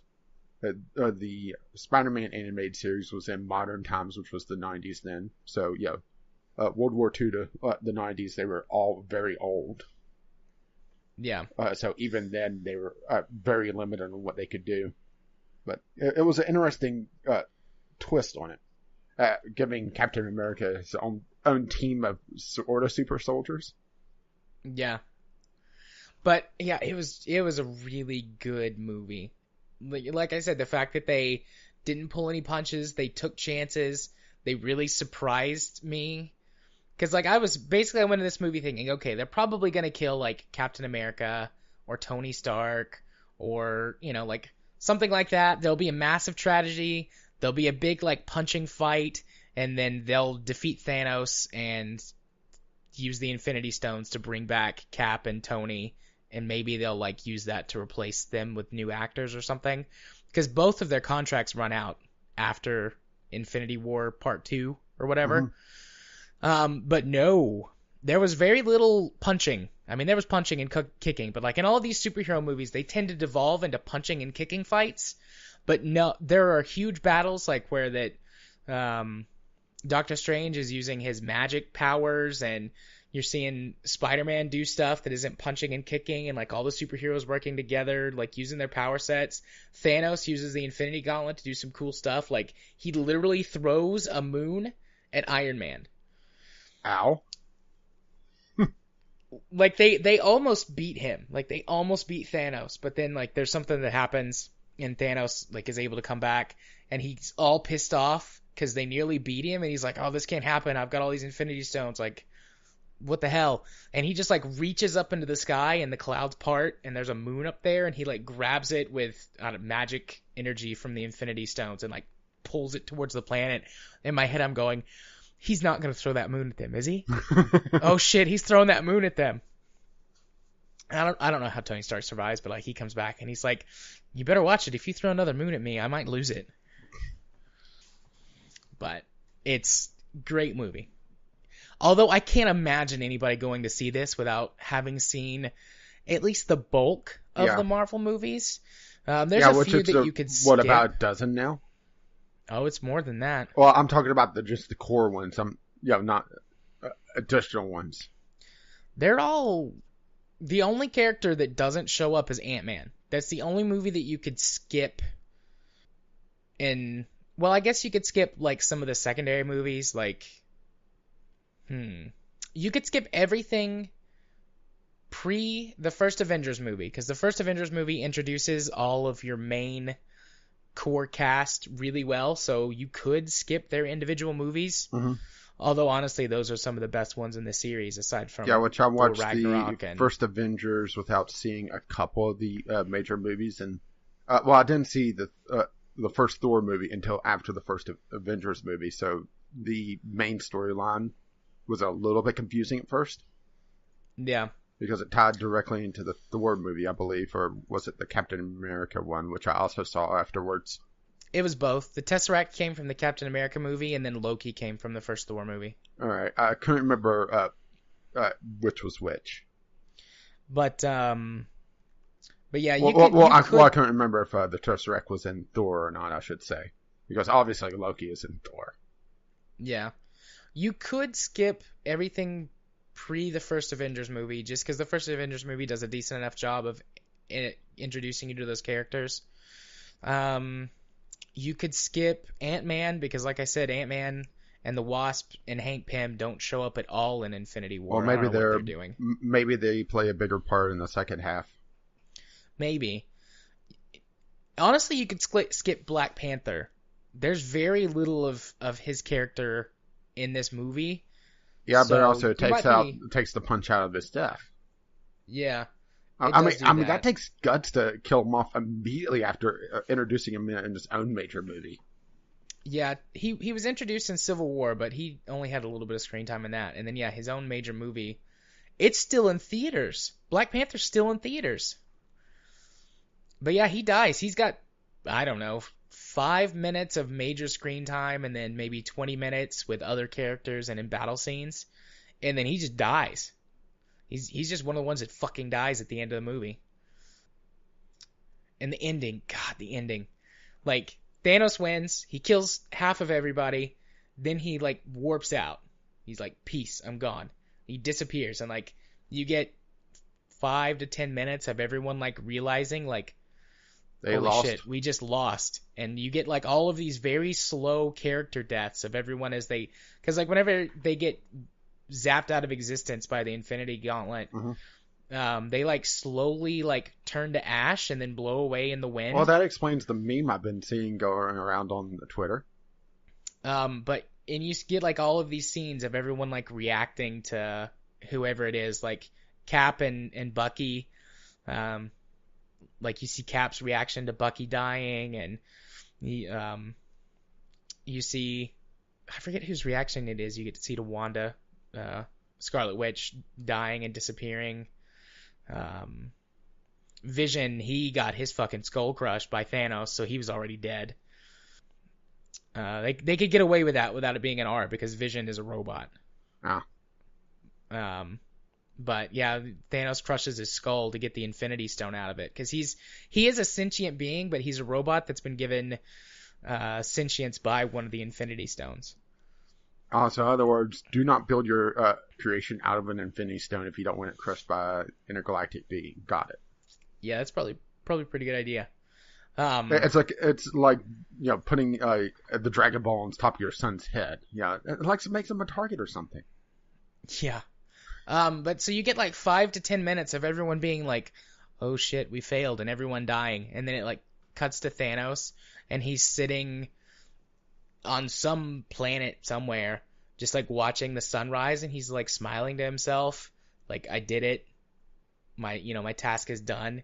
And like it shows, like it very slowly pans over and zooms in on his smiling face, and then it just cuts to black and starts playing like really somber, sad music, and it says Thanos will return, and then the credits roll. Like very powerful, like it was an extremely powerful ending if you're invested in those characters and have spent 10 years, because I went to go see the first Iron Man movie in theaters 10 years ago with my girlfriend at the time. And like, I don't know, it's just one of those things, like I have connected it to various events in my life, because there's always an Avengers movie that comes out around my birthday. And so like for the last 10 years, I've been going to see Avengers Marvel, movies, right? A Marvel movie. For like the last 10 years, I've been going to see Marvel movies with my friends and family and stuff. So like there's some emotional connection there that like helps to build the emotional connection to the characters. And then like the whole movie, like you don't know what's gonna happen. I mean, obviously you kind of do now if you Yeah. haven't, if you've listened to this and you haven't gone to see the movie, but still, it was intense. It was intense. When we got out, Katie was like, I don't know how I feel about this. She's like, I didn't know I cared this much about these characters until just then. But yeah, I think I've ate up most of the time Yeah, that I would be talking about games by talking about this, and it'll all be post credits, of course. But yeah, I did it. I did a thing. yeah. Do you And I think feel DC slightly is better. kicking themselves for never really establishing a overarching universe like Marvel has? Because DC Yeah, has had pretty good to decent individual movies, but they've never been able to tie together the individual universes into a proper Justice League. Yes, I realize yeah. they did a Justice League movie, or they are actually never really checked They up on that. It But released last year. okay, It wasn't very good. I couldn't remember if it released or not because it just didn't make a splash anywhere. Yeah, it had like a really big opening weekend because, well, big movies Justice like League, that do. you know. And then it just died. And it was better than Batman versus Superman, but That was that's a low not bar. saying much. Yeah, it was nowhere near as good as Wonder Woman. Honestly, it was about on par with Justice League. It was about on par with Suicide Squad. Which, considering, only thing I really ever heard about Suicide Squad was how terrible the Joker was in it. I kind of liked the Joker from Suicide Squad. I mean, it wasn't Heath Ledger's Joker, but I don't think any Joker ever will be. Yeah, which the Joker is a very fluid character. Yeah, I mean, there was a image going around. It was the 60th or 70th anniversary of the creation of the Joker, and it showed all the different iterations of the Joker and just how wildly different they were. From Cesar Romero to Heath Ledger to Jack Nicholson. Yeah. Just the live action ones. But then you get into the animated series and that sort of thing. I mean, it's just amazing how much they could do with a single character and still have it make sense because of how insane he is and how random he is. Yeah. But maybe that's the problem with the Suicide Squad Joker was that, Heath Ledger, not even counting his death, or maybe it's adding that impact to it. Heath Ledger's Joker would have been a hard act to follow without that, you know? Yeah. Because he was able to pull off a very grungy and realistic Joker. Yeah. Which, honestly, I am shocked at how well that worked. Because Joker's always been a larger-than-life character, at least as far as I've considered it. Yeah, I remember when The Dark Knight came out or was in production and everyone was like, Heath Ledger is the Joker? What? That'll never work. And it turns out that has been the definitive version of the Joker. Or at least the live-action one. Yeah, the on-camera definitive version of the Joker. I mean, think about this. Heath Ledger has become the definitive live-action, and Mark Hamill is the definitive animated one. Yeah. Mark Hamill has been in a lot of stuff that I didn't realize that he was in. Yeah, I mean, he has a very wide voice acting career. Yeah, he's in. I was watching some Transformers with my kid because that's his favorite thing, and I was like, "Is that Mark Hamill?" Yeah, This is like Transformers from like the '90s, and I went and I looked, and I was like, "Oh yeah, that's Mark Hamill." I mean, hell, he popped up in Avatar: The Last Airbender. And it was one of those things. Is that Mark Hamill? Mark Hamill's like the cartoon Nathan Film. No, not now. I'm blanking on name voice actor that pops up in every video game ever that's AAA. Nolan North. Nolan North. Okay, Nolan North. He's a cartoon Nolan North. Yeah, he's got 311 credits on IMDb. That is Mark Hamill. But then again, that's more Mark Hamill's a good voice actor and not, Nolan North is, I don't want to say cheap, but, he's well known and that makes it so that AAA studios is like, we need a voice actor that's actually decent. Let's have Nolan North be Nolan North in this game. Yeah. But then again, there's also, Saints Row that makes fun of that. Speaking of Mark Hamill, did you ever get to see Star Wars: The Last Jedi? Not yet. Okay, I've got it on Blu-ray. I'll rip it and make sure and get you a copy. Yarg! Still haven't actually watched Rogue One, but I have a secondary monitor coming in, so that's going to make being able to watch things while doing other things a lot easier, because right now, if I'm watching a movie, that takes up my computer and I really can't do anything else. And I like multitasking. Yeah. So that's part of the reason why I don't watch a lot of movies. So Mark Hamill has, in the last 5 years, been in Scooby-Doo. He was in Ben 10, which is a kid, cartoons. Gravity Falls. Adventure Time. What is this? Tasty Time with Frank? Never heard of it. Metalocalypse. Okay. I'm assuming that's Adult Swim. The Garfield Show. Wait, there's another Garfield show going on? Apparently so. And that's been in the last 5 years. Beyond that, there's more Scooby-Doo. I'm skipping lots of things. There's a lot. I'm skipping, obviously, all the Batman stuff. Yeah, because, we've already covered that. Yeah. He was on the Cleveland Show? Yeah. All right. Yeah, what's the Cleveland Show? That was a mistake. The Boondocks. Afro Samurai. You were talking about, the bad guys winning. That's part of the reason why I kind of like anime, is that they allow the bad guys to win. Or even have major victories, but, eventually be defeated. One of my favorite animes, and this may be spoiling it a little bit, but not quite, because it's more of a sub-story to a overall... I think it's a 2-season series, but the first half is the end of the first arc. Planetes has the bad guys win at one point. I mean, a major victory. Which, that's a hard sci-fi anime, realistic sci-fi. Yeah. Very good show, though. I've covered it on here before, but for those who haven't heard about it, it's essentially about space garbage men who are trying to clean up Earth's orbits after, just decades and decades and decades of space junk is collected. Yeah.